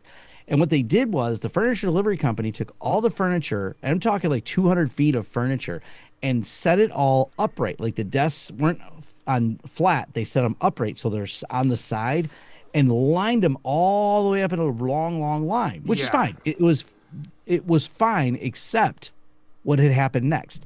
So we wired the building, we wired the stuff we were supposed to wire, but Comcast hadn't got there. But my guys actually did take all the pictures. The Comcast guy got there, and my friend remembers them doing it, the contractor that was there, and he just didn't think anything of it. The Comcast guy had to run the cable along the wall where they lined up all this furniture. The Comcast guy, unprompted, without help or asking, grabbed each desk that was on its side, not on its feet, and slid each one away from the wall and destroyed the corners of like that little box on the cement floor of the warehouse of every single desk that they had just bought. So he damaged the entire line of them as it went down. And then pushed him back, which of course exasperated this. So every one of them damaged. Well, I'm the one that gets the first phone call. Yeah. And they said my guys did it. And I'm like, whoa. I can't imagine my guys dragged a desk on their side. I had 4 guys out there. They would have like tipped him over or something like this. So the good news is we had all the before pictures. We had the guy of the Comcast doing it. They took a picture of him because they're like, this guy's an idiot. Yeah. And then they left. And they just didn't see him push him back. But they had enough evidence of the Comcast guy doing it. So it was the most expensive Comcast install ever. Wow. They had to buy them all new furniture. He scuffed every desk of this nice office. Jeez. Just one by one. Just like, let me just...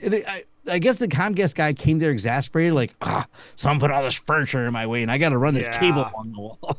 Yeah. Just... the cabling stories, like all 23 years in business, any story I have that's a disaster starts with cabling and infrastructure. Every one of them. We just so rarely had any other tech problems. There's always the client drama and things like that and silly things. Of course, but like the disasters were always, if you go on my YouTube channel, it says, I have a video titled Worst Cabling Job Ever.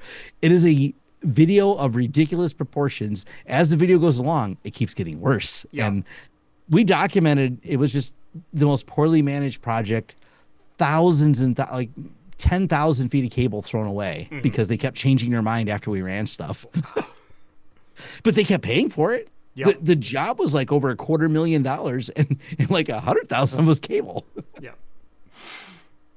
Yeah. Once again, infrastructure. Yes. Anyways, the Fluke, Klein, and Ideal Technologies, all good equipment. Yes. So, 100%. people asking in the comments. Yep.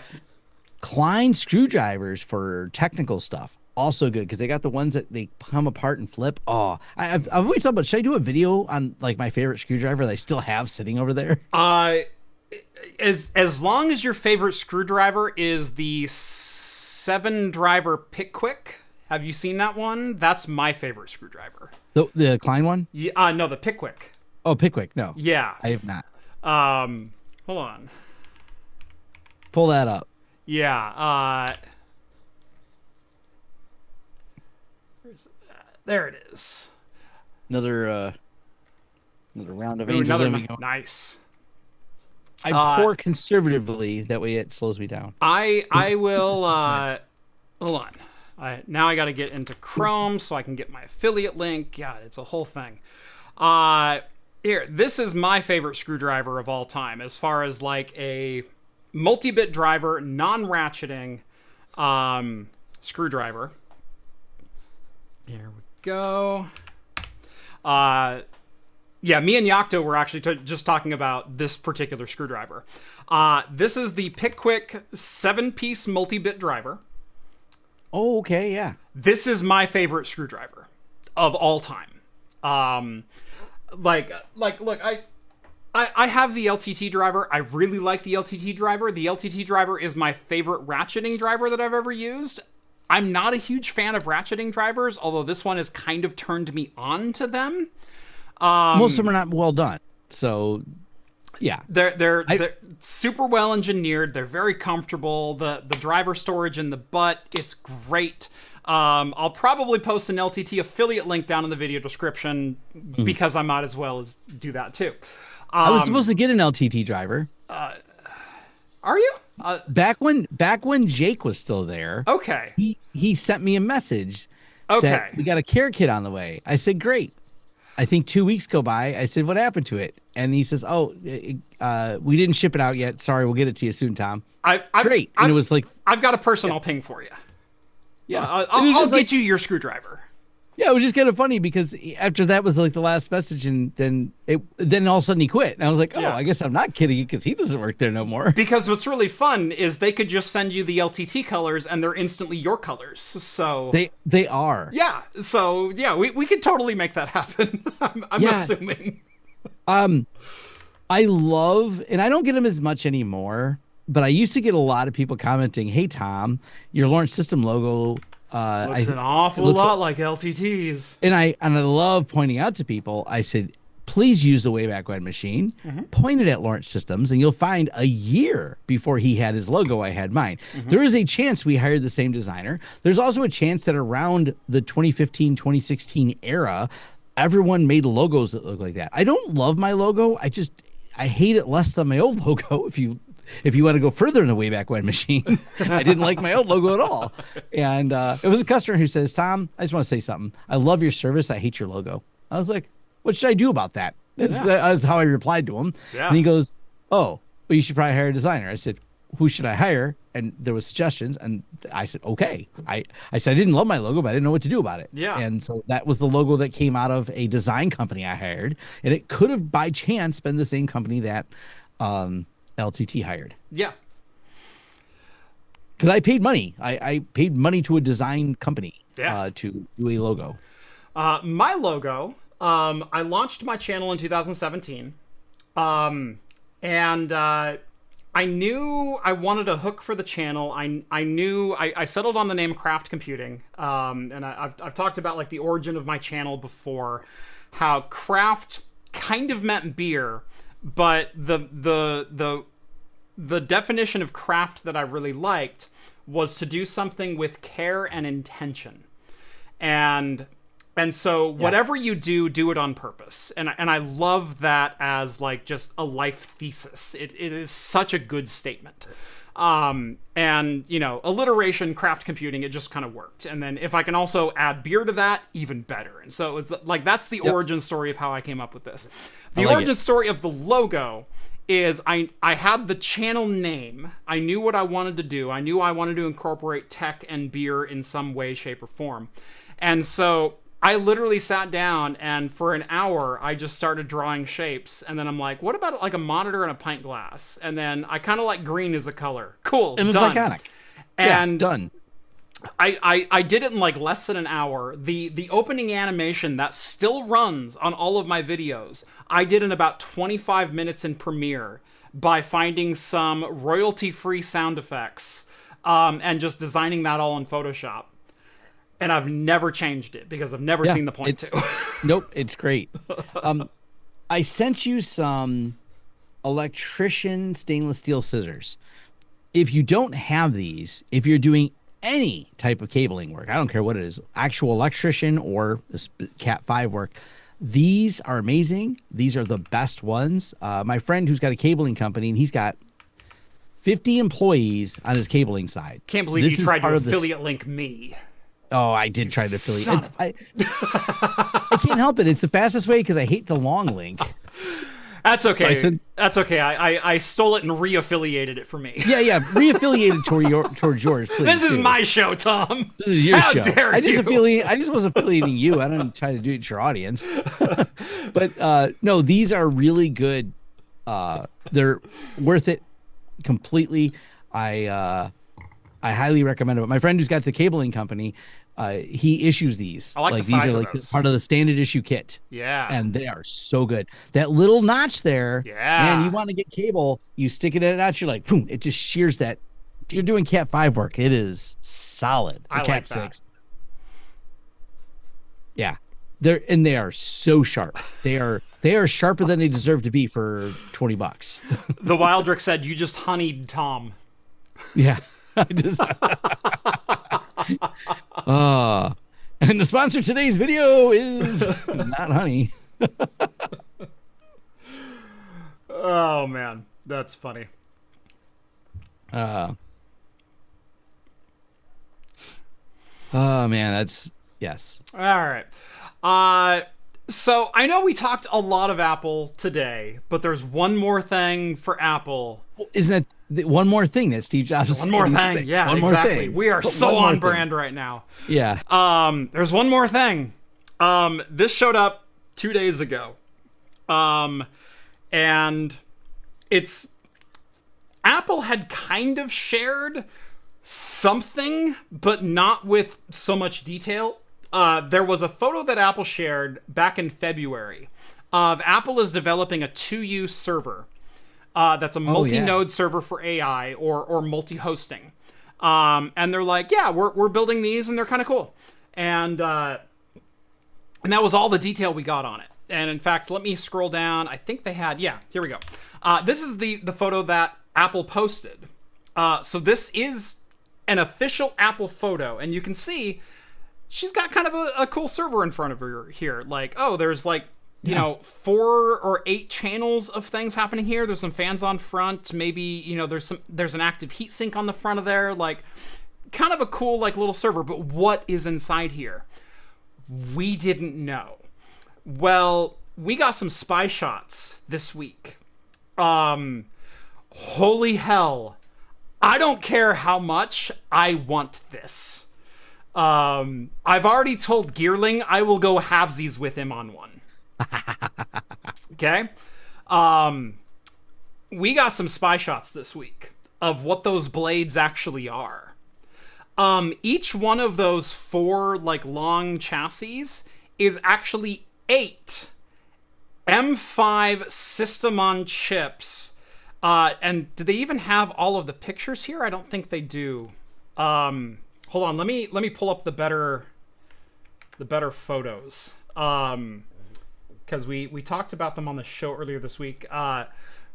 Each of those little nodes is essentially a Mac Mini M5 with 32 gigs of RAM. Um, oh, I know the place I can find it. Hold on. There it is. Okay. Copy that link. No, not message link. Copy link. Copy text. There we go.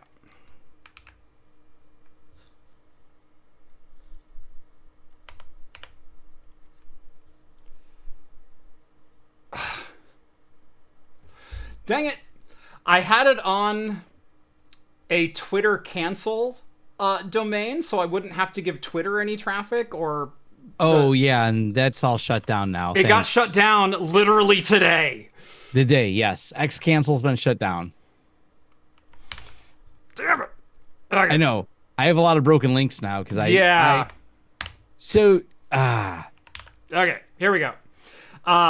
Here's a better shot of these nodes. And of course you have to have it. You have to be signed into Twitter so you can see anything now. Yep. God dang it. Anyway, from this shot right here, each of these 4 like chassis like carriers has 8 M5 system on chips. And they're socketed, or they're slotted, I guess you would call them. Like, think of like, a slot 1 or a PCI Express card kind of thing into a backplane that handles all of the I/O and power. And so you can kind of see on the side right here, and in fact, if we go back to the previous, hold on, where's that at? There we go. You've got an M5 system on chip right here, and then like essentially like a long PCI Express style socket or slot right here. This is handling power delivery as well as network and I/O for each of these nodes. There are 8 of these nodes per blade, and then 4 blades per 2U server. There are 32 nodes in this box. You all know how much of a fan of multi-node chassis I am. Like, I have multiple microclouds and multi-node chassis and things like around in my Homelab. I want this. Well, and if you roll back to what we were talking about earlier, the fact that even when you push these, the amount of output and rendering, the fact that it's low wattage and therefore low heat, makes it a really intriguing density of compute that you get. Yeah. So, and I'd have to probably defer a little bit to Jeff Geerling to say, how was that add up compared to like the Ampere servers and things like that? Like I really am interested in how all that's going to compare. I bet this is way more dense than Ampere can do.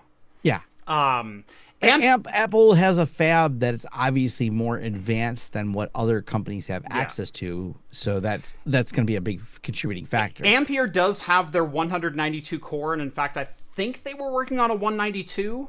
So 192 cores on a single socket, but all of their machines are single socket machines. And as far as I know, they only offer a 1U box with a single chip on it. And so you can get, 384 cores in a 2U package if that's what you want to do. This being M5 being, let me do some quick math right here. 12 times 32, that's 384 cores also in a 2U package. But if you're taking 32 gigs times 32 nodes, that's a terabyte of memory per 2U blade. You could also consider 45 watts per chip, give or take, 1440 watts times 1024 cores and a terabyte of memory. Holy hell, that's a heck of a box. I don't even know what I'd use it for, but God, do I want one of those. And if I don't need to use any of their video features, I'd install Linux on these.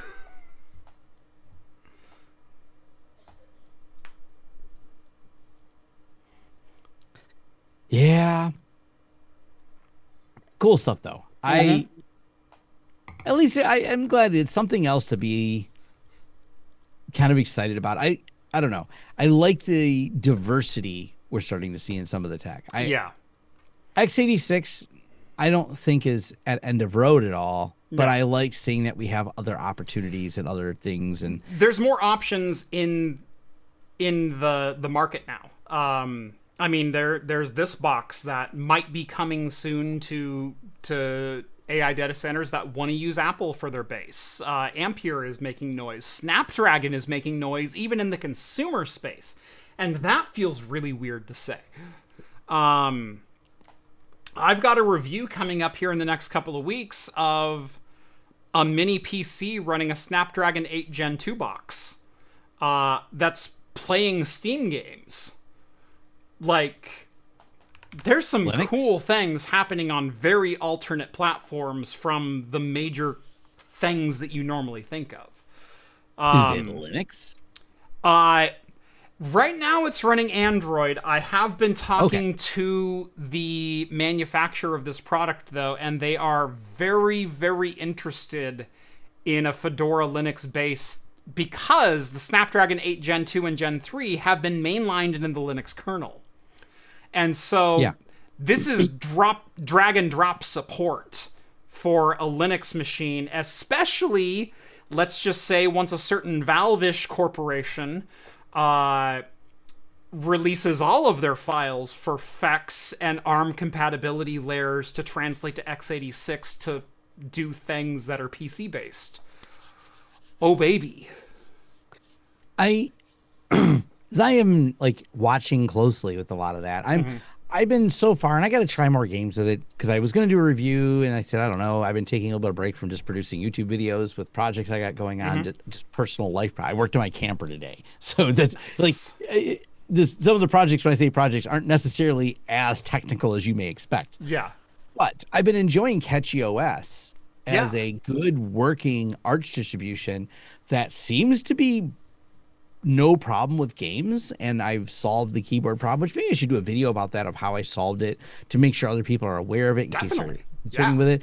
And I have a not very acquaintance, I'll call him, because one of my wife's friends' husband, not a technology guy at all. Day job as a mechanic, but he has decided that Windows sucks and he likes gaming. So he bought a gaming laptop and loaded Catchy OS on it. And I'm like super excited for a person who, because he came to me, he goes, what do you think of Catchy OS? I'm like, that's not a question coming from you. Is what I started with, because I'm like, I don't think we've ever talked about computers in our entire 10 years we've known each other. He's a guy I have a beer with occasionally when he comes over.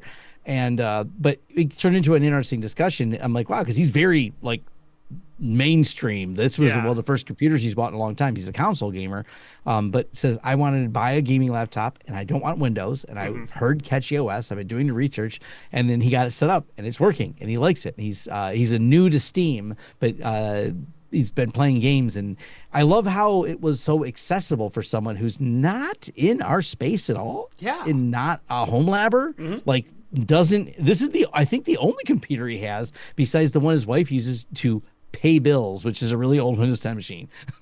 Yeah. Which he doesn't use very often.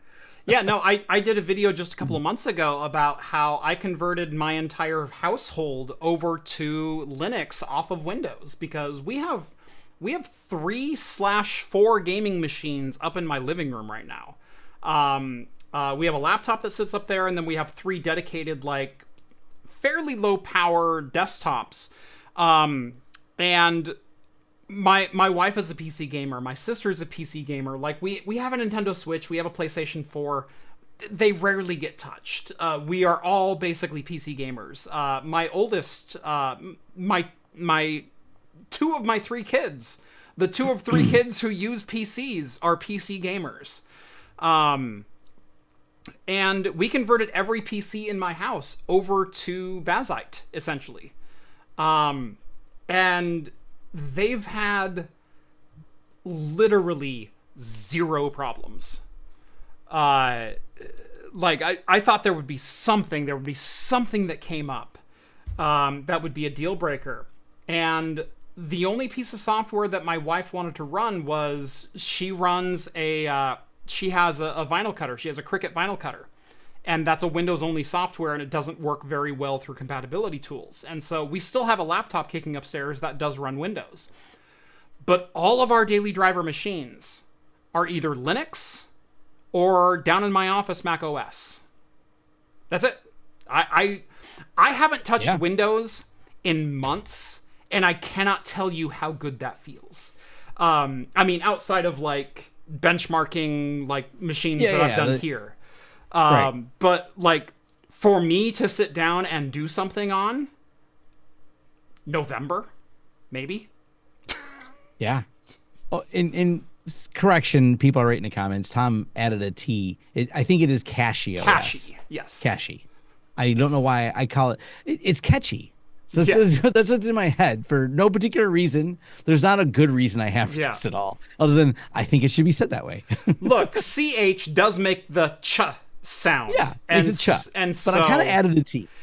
I don't know that you even did, because CACHY could be pronounced either way. It's a catchy name is what I keep thinking in my head. It's But yeah, no, I will say also, I got a comment a second ago, 2 of them actually. Number 1, Vince chimes in, Circuit Rewind. A single M5 Max chip has more memory bandwidth than 8-channel DDR5, and that is absolutely correct. Yeah, and so even though they're only 32 gigs per node on that M5, blade chassis that we just talked about, the amount of memory bandwidth and the reason that these are so freaking good at AI processing is the amount of memory bandwidth that these CPUs have available to them. So lots and lots of fun there. The second one that I saw was the Wildrick says, "Hey Jeff, before I forget, I saw you commenting on some heat pump related channel." Yeah, I believe my comment said something along the lines of, "Oh Lord, he found another heat pump." For technology connections. Oh yeah. I have it queued up. Mine's the top comment on that video. Oh, nice. Yes, I have not watched that one. It's in my list. And the reason I'm working on my camper is I'm probably going camping this weekend. Mm-hmm. And sometimes, because I love the quiet time I get when I'm camping, because I'm usually off grid. So I'll download something, or usually books, but I may download that particular YouTube video to watch that one because it's worth watching, because I love anything that Alec comes up with over on Technology Connections. Yes. Have you thought about doing a Home Assistant video with Alec? I think it'd be fun seeing his mind melt down. He has bought a lot of temperature sensors in the past. I have certainly thought about giving him a particular data logger. And saying, how many of these do you need for your various things? Because he bought like 10 temperature probes for his heat pump video or for his water heater video that he ended up like not using the data from. And I'm like, bro, I could totally set you up with some data logging temperature sensors that are way more accurate than what you're using. So let's definitely talk. But number 2, I think it'd be really fun to look, when I bought my house in late 2019, one of the things that I wanted to do was set up a lot of home automation stuff, a lot of Home Assistant type stuff. And that was the very first thing that fell off the budget, because do you know how much it is to replace every light switch and every outlet in your house with smart technology, from $5 an outlet or $2 an outlet if you buy the contractor special to $70 an outlet? Yeah, that was the first thing that fell off. And so I've always wanted to eventually visit that and do a lot of home automation and monitoring stuff. In fact, I recently bought a monitoring tool for my main electrical panel that I want to integrate and do a video on eventually. But no, if I had an excuse to like, hey, let's Home Assistant my house and let's also show Technology Connections Alec, like, what fun this could be. Also, like, you like doing a lot of weird heat pumpy temperature things. Here's some really accurate temperature sensors. Let's put these to work. Yeah, that could be a lot of fun. I'd have to fly to Chicago, which I guess I'll do. Like, Come help you. I mean, Chicago's only a few hours away. Right. Yeah. I could fly into And then we Detroit have to do a and Tom Malort and I video. road trip down. You have to do a Malort video. Oh, God. You're familiar with Malort, right? I'm very familiar with Malort. Yeah. Yes. So we'd have, if you're in Chicago, we're doing a Malort video. God damn you. There's, for some reason, if we ever end up there, I believe this is a pact we'll make right now. We have to do a Malort video. I think we would. Now, I will warn you, one of my TISM traits is food aversion to things that I am very much not a fan of. Yeah. So, yeah, But I don't know if that'll make for in good Rome video or Chicago. terrible video that we could never air. Yeah. When in Rome or in Chicago, we do Malort. Yeah. I did tell everyone when I landed in Taipei, I am not trying durian fruit. I understand it's a rite of passage. I understand you want to see the reactions of people. And I've heard that too. The problem is there's a thing in my brain that will make me vomit. Period. End of discussion. That's kind of how Malort is as well. There's a taste. So And what's weird funny is trivia. I don't mind like a skunky beer or, if only it was skunky. Yeah. If only it wasn't hairspray and Band-Aids with gasoline. Like that, Yeah. that is my most accurate describing I can do. Like Right. in hairspray specifically, Aquanet. Like my grandma used to have when I was a kid. I'm picking up what you're putting down right now. Yeah. Mixed with like this weird, I don't know why I know the taste of Band-Aid, but it feels like what a Band-Aid might taste like if you lick your finger after you pull a Band-Aid off. And then you have a little gasoline mixed in there. And now you've got the full Malort flavor profile in your head. Okay. You know what's really funny is... Have you tried it? I don't know. I have not tried Malort. Okay. Like I said, I am fully aware of what Malort is. You've heard of it. But I have not tried it. It's been threatened on me multiple times, but no one's actually followed through in shipping me anything. Thank God. But yeah, like there's some weird trivia here, and why I know so much about Malort. My wife has been dubbed. Back when I said she is well known for hosting parties at these tech events. Mm-hmm. That's what my wife does for a company. Oddly, she works for the competing company to the company I work for. But anyways, she is also known as the Malort Queen. So, because she brings all these different Malort things. And then one of my other friends makes Malort jerky because he hates people. I don't know.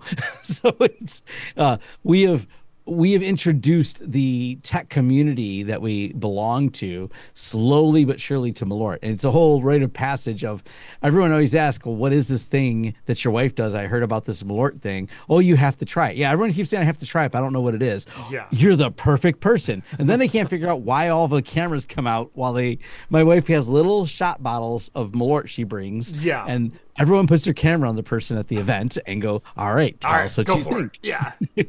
Why is everyone filming me? This suddenly got awkward. Yeah. Exactly. Yeah. No, and it's the same thing. Like I like some foods that a lot of people do not like. Like I am a huge seafood fan. I know there's some people that absolutely despise seafood, tuna, salmon, like all kinds of fishy smells. I cannot get enough seafood. Like, you give me mussels, mollusks, crab, clam, anything. All those things. God. I love them all. But I have no pickiness towards food. So. But I've also never lived more than an hour from the Pacific Ocean. Like, I get it fresh. I get it good. I get the absolute... If you live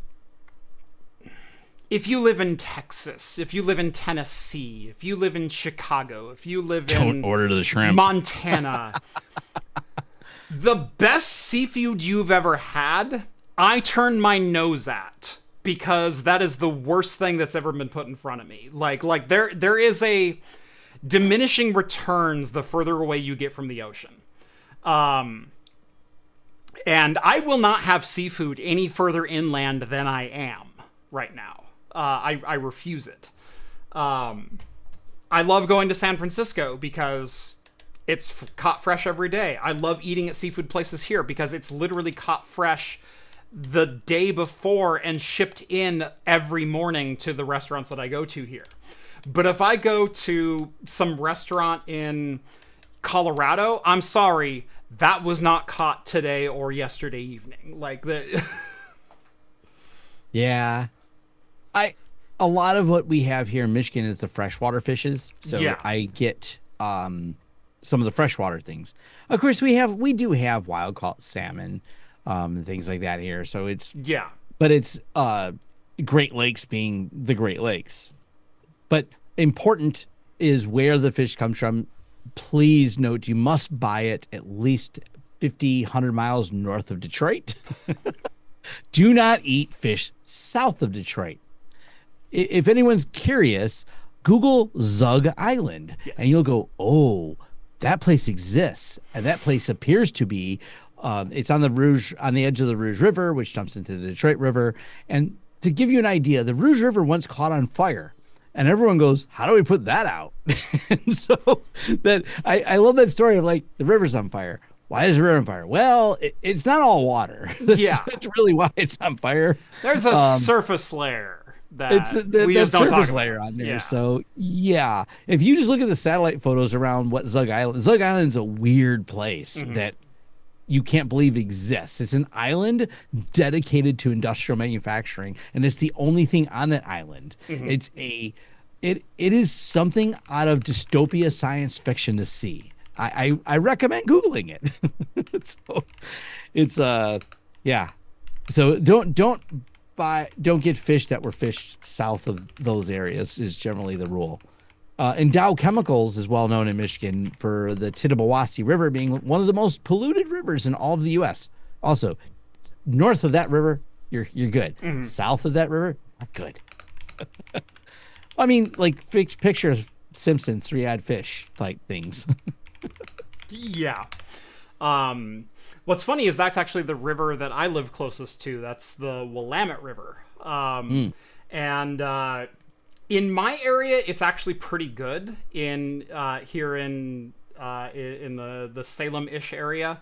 But the further you get to Portland, when it starts dumping into the Columbia, the worse and worse the water quality gets, because there's been so much industry along the river that was established in the 1870s that just never ceased being, including like, you know, paper mills and hydro dams and all these kinds of stuff, that by the time you hit like Oregon City, Milwaukee, and you go north from there, ooh, the water gets really bad really quick. Yeah. So, I see people talking about the Toledo fish. Toledo is in Ohio, and it's south of us. It's eventually where it all ends up is in Toledo. Yeah. So it's yeah. So, yeah. Make all the Ohio jokes you want. I will pile in on them. My favorite trivia thing about Ohio is it has the most people who have ever been to space all live in Ohio. Yeah. And that also shows the desire to leave Ohio is so great. To get as far away from Ohio as possible. Yes. Yes. What's funny is I've never even been to Ohio, but I also love making fun of Ohio. I don't know why. If you went there, you'd also continue to make fun of it. So right. Like, Exactly. I've been here and there's nothing here. Yeah. I'll see a super chat like "Hello from Ohio," and it's like, "Well, hello in Ohio. Sorry, you have to live there." Yeah, so you have to live there. We have Toledo, which is that city south of Detroit. There was the Toledo Wars. So Ohio went to war with Michigan. And in the end of this war was we got the Upper Peninsula. Don't ask me why Wisconsin doesn't own it. I don't know. Somehow Ohio owned the UP, and they wanted Toledo. So there was some type of argument that was a political argument about where the state line should be. And in the end, we get the UP. They got Toledo. We got the better end of the deal because it wasn't until sometime after that we discovered there was actual mineral resources up in the UP, and like, oh, turns out we got a good deal. I've never understood why the UP is not part of Wisconsin. Well, I probably could understand it if I read the articles or read some history, but I've chose not to, and so I can just laugh about it. Ohio has nice roads. And I don't know that Ohio drivers are that bad, but they do drive slow. And the reason you drive slow for Ohio is among the few states that you may go through where, one, they will definitely ticket you for speeding. And I mean really ticket you for speeding. And two, they will yank your license. They don't. My friends who live in Ohio. Oh, yeah. No, I do know that about Ohio. I follow enough car channels people, and yes, and you don't and speed people. to Ohio. You do not speed in Ohio. No. They do have nice roads, though. I will say the roads are smooth. They Yeah. don't go anywhere you want to go, but at least you get there smooth. That's how I feel about Ohio. What the ultimate backhanded compliment you just gave. The roads It's are a great. state They we don't drive go through to where get to you want to Kentucky. go because they're in Ohio. Yeah. It's a state you go through. No, I will admit, there is a small section of Ohio that borders like West Virginia. That is a really nice area. It's referred to as Hocking Hills. It is a beautiful area. I love camping there. I love going there. It's about 4 hours roughly from where I live right now. That is a place in Ohio worth going to. It is not the Ohio anyone talks about unless you live there because it's a vacation spot. But yeah, it's not the part of Ohio you brag about. It's because it's so obscure. You can't. Also, it's so remote when you go there. You're off grid for most of it, like no cell service. Yeah. But that's also why I go there. Yeah.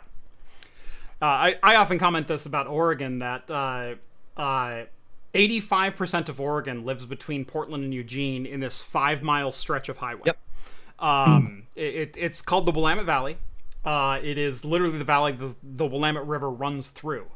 And the Willamette River runs south to north and then dumps into the Columbia.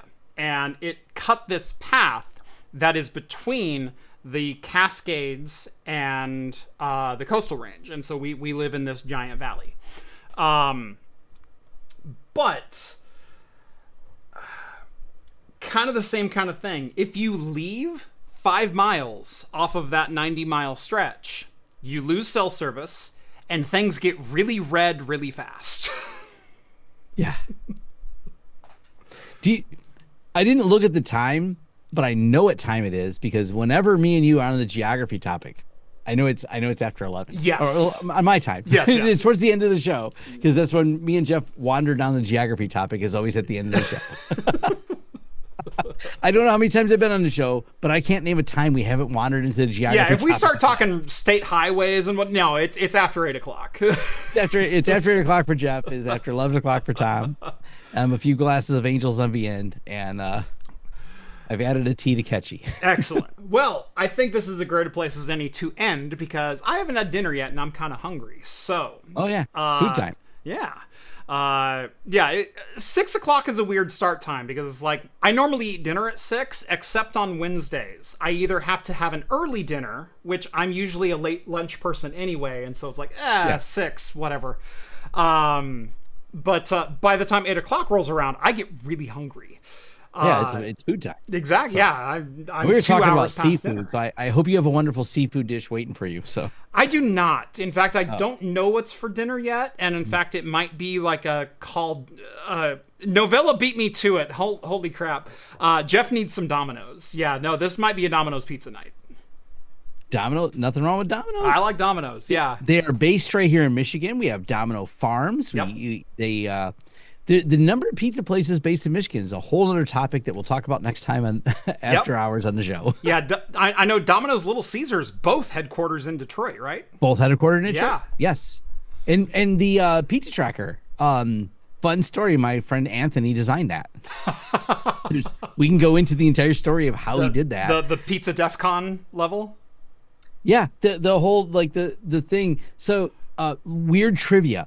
So my friend Anthony worked for them, and they had designed their own online form. This is obviously forever ago when pizza online ordering was just getting started. Yeah. And no one liked it. A lot of people didn't like what they were doing. Mm-hmm. So Anthony he's a brilliant developer, and the guy is like really good. He's done a lot of other cool things. He started several companies even after he left there, but it was a skunkworks project. So what they did was they put an A/B conversion of testing it, and everyone loved his pizza tracker that he made. So it became the default one. God, it was like 15 years ago. But then I got to also meet Anthony's brother, who I just watched a DEF CON documentary, one of the first DEF CON documentaries been made over in the last 15 years because they allowed them some filming and things like that. And there's Anthony's brother, who also is a brilliant car hacker. And because I know both of them, they live here in Detroit. So just kind of the weird trivia whenever I think about Domino's, I'm like, oh yeah, Anthony. He also, Anthony did a podcast. It was a weird idea he had. He decided to be homeless for a while, but homeless in the tech bro way of he's a developer with a company, and he just went and stayed at random people's places, including my house, for like several days. And he did this whole couch surfing podcast and then held on it for 8 years purposely, and then released it of all the places he stayed over 8 years. Jeez, that's cool. It's just like this weird, he's kind of an extreme person. Like he has to take things to the nth degree, but it all triggered when you said Domino's here and Anthony's name came up. I haven't talked to him in a while. Now I'm going to message him. Jack Sparrow in chat says Little Caesars should not be legally recognized as pizza. And I countered with, don't buy their $5, everyday hot and ready pizza. Get their $8 5-meat deep dish, because that's where it's at. Look, hot and ready are the only two adjectives we can use to adequately describe it. It did not say good and tasty. Right. Hot and ready. Hot and ready. Not food, not even food product, just hot and ready. Ready for something, I don't know what. Right. And I'll say in a pinch, I'll have a $5, Little Caesars. That's totally adequate for that time. Do you have the Little Caesars like muffin things they do? Oh, like pizza? I have not had those yet. Those are good. I do recommend those. So if you don't go Domino's, we have a Little Caesars in town too, and so maybe our Little Caesars doesn't do delivery though, and yeah. Well, yeah. All right, go Domino's. I guess I need someone to bring pizza to me right now. That's what needs to happen. Google avoid the Noid. Yes. Because that's part of the story is a 30-minute delivery. I think there's a YouTube documentary called it. It's like the Pizza Wars. I had an Avoid the Noid poster in my room when I was a kid. Okay. We were so tight because I used to, that was the first job I had was pizza delivery. I actually worked at Tech during the mornings and I delivered pizzas at night. Nice. And so, that's my only. Oh no, I worked at a car wash and I did pizza. There's only two non-tech jobs I've had. Mm-hmm. So, all right, now we've wandered off topic, and now we're talking pizza. Yeah. That's the other thing. That's my other common thread is when it gets late into the evening, I'm gonna start talking food. So pizza's a good talk. Pizza's a good talk. Seafood's a good talk. Like, yeah. If you come here sometime to Detroit, we have a place called Pizza King that is a very unique pizza place. It's very small, but it is all about the craft drinks, which do include drinks that are made with chartreuse. So they have like a eclectic collection there, and hand-done pizzas. I have a bottle of chartreuse on my shelf. Like, I like chartreuse. Nice. Yes. Yeah, it's just like, it is one of those things. Like, if you come here, we will head over there and have a pizza just so you can have this weird little experience, this tiny little place. The guy owns 2 restaurants. He owns Pizza King, and I love his other place. I haven't been there. He just opened it recently. It's called the 1-Star Bar. And it's all about 1-star reviews. He just wants one. I'm the 1-star review. That's what he wants. He plays into the fact that it's actually a really good place with a lot of character, but it's called the 1-Star Bar, so he wants 1-star reviews. I love that. Just leans into it. Yeah. Just give me a 1-star review. I'm the 1-star bar. Yeah. In fact, years and years and years ago, this is like early days of my channel, I actually created a drink. I created a cocktail and I did a review of it on one of my videos in which one of the ingredients was green chartreuse. Nice. It was a gin and green chartreuse drink, and it was really good. I really enjoyed it. But yeah, I'm a fan. I'm down for that.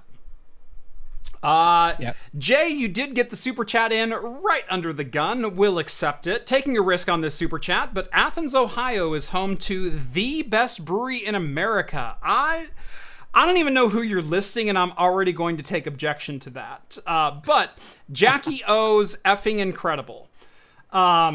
I haven't been there, but I'll add it to my list. I don't know where Athens is. I don't know how far it is. You're gonna have to be my man on the ground there, Tom, because I don't know if I'm gonna go that far into Ohio to verify this claim. But yeah, I've been to Great Notion in Portland. I've been to Avery in Las Vegas. I've been to Elysian in Seattle. I've been to some really, really great breweries. You're gonna have to blow my effing mind. Okay. Yeah. Because I do have, if we were to do an Ohio trip, and it's on the edge of the Hocking Hills area, one of my tech friends that built a company in the IT MSP space, he sold it, and that's what all he cares about is not franchising anything. He runs a single brewery / whiskey distillery, and that's his thing. There's no spend. This is his retirement, is to run this place. He doesn't care about money anymore. He's got enough in the bank.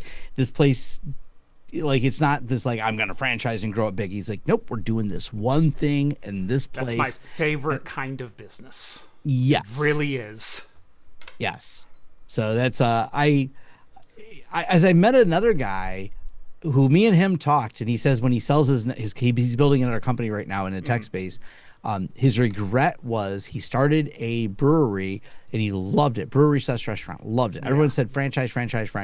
Yeah. He goes, I should have never listened to people. Yeah. And he goes, I grew it big. He goes, I had 9 locations. I lost it all. Everything went south. Yep. That's why I started a tech company. I'm rebuilding my wealth. And when I sell this tech company, I'm going to run a single restaurant until I'm too old to run it. Yep. He goes, I don't care if I sell it. I don't care. I'm going to do it because I had joy in running the single restaurant, growing and doing the beers exactly how I wanted to at this one place and not managing a bunch of people, just the craft of doing it and the joy I had from it. Exactly. So, if I ever make enough money doing this, which I hope I do in the next 10 years, because I don't know, I mean, no offense, Tom, I don't know that I want to be doing this when I'm 50.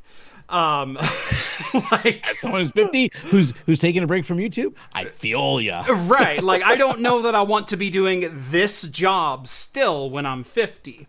Man, I would love to run a restaurant, a brewery, a craft house, something like that.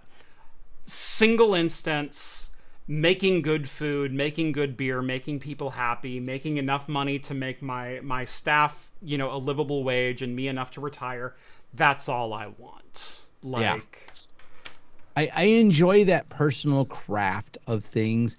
We got this little bar that this guy's been running it for 40 years. We have a lot of houses converted to bars. That's what this is. And it's just so him. Like, it hasn't been remodeled since the 70s. Someone says, what are you saying? Tom's only 25. Yeah. About 25 years ago I was. Right. But it's fun because, like, the joy of talking to the person, he's behind the bar. He's only open 3 days a week. I think that's all he opens. Mm-hmm. And it's enough. Yeah. It's enough. 3 days a week. It's like, and it's Thursday, Friday, Saturday. That's it. That's his opening days. Perfect. He's not open. Yeah. So Sunday's closed. Monday, I ain't getting up. Like, Tuesday, I don't know what he's doing. Wednesday, not sure either. Thursday, Friday, Saturday, there's his jam. Oh, man. All right. We'll wind it down here. We spent under 12 minutes wandering off topic. So, all right. Cool. Walk us out. Yes, let's walk it out. Thank you all so much for joining us for episode 447 of Talking Heads here on Craft Computing. Make sure to like this video, subscribe to the channel if you haven't done so already, subscribe to Lawrence Systems, links is down in the video description, as well as where to find us on all the social medias. Join us every Wednesday night at 6 p.m. Pacific time for the latest in beer and tech news right here on YouTube. Craftcomputing.store, buy yourself a pint glass, please, and join the Patreon. That is the only way to get exclusive access to my Discord server, where you can chat with myself, Tom, all the other hosts from Talking Heads, and join the awesome community that hangs out there throughout the week. Other than that, thank you all so much for watching, and as always, we will see you next week. Take care, everyone.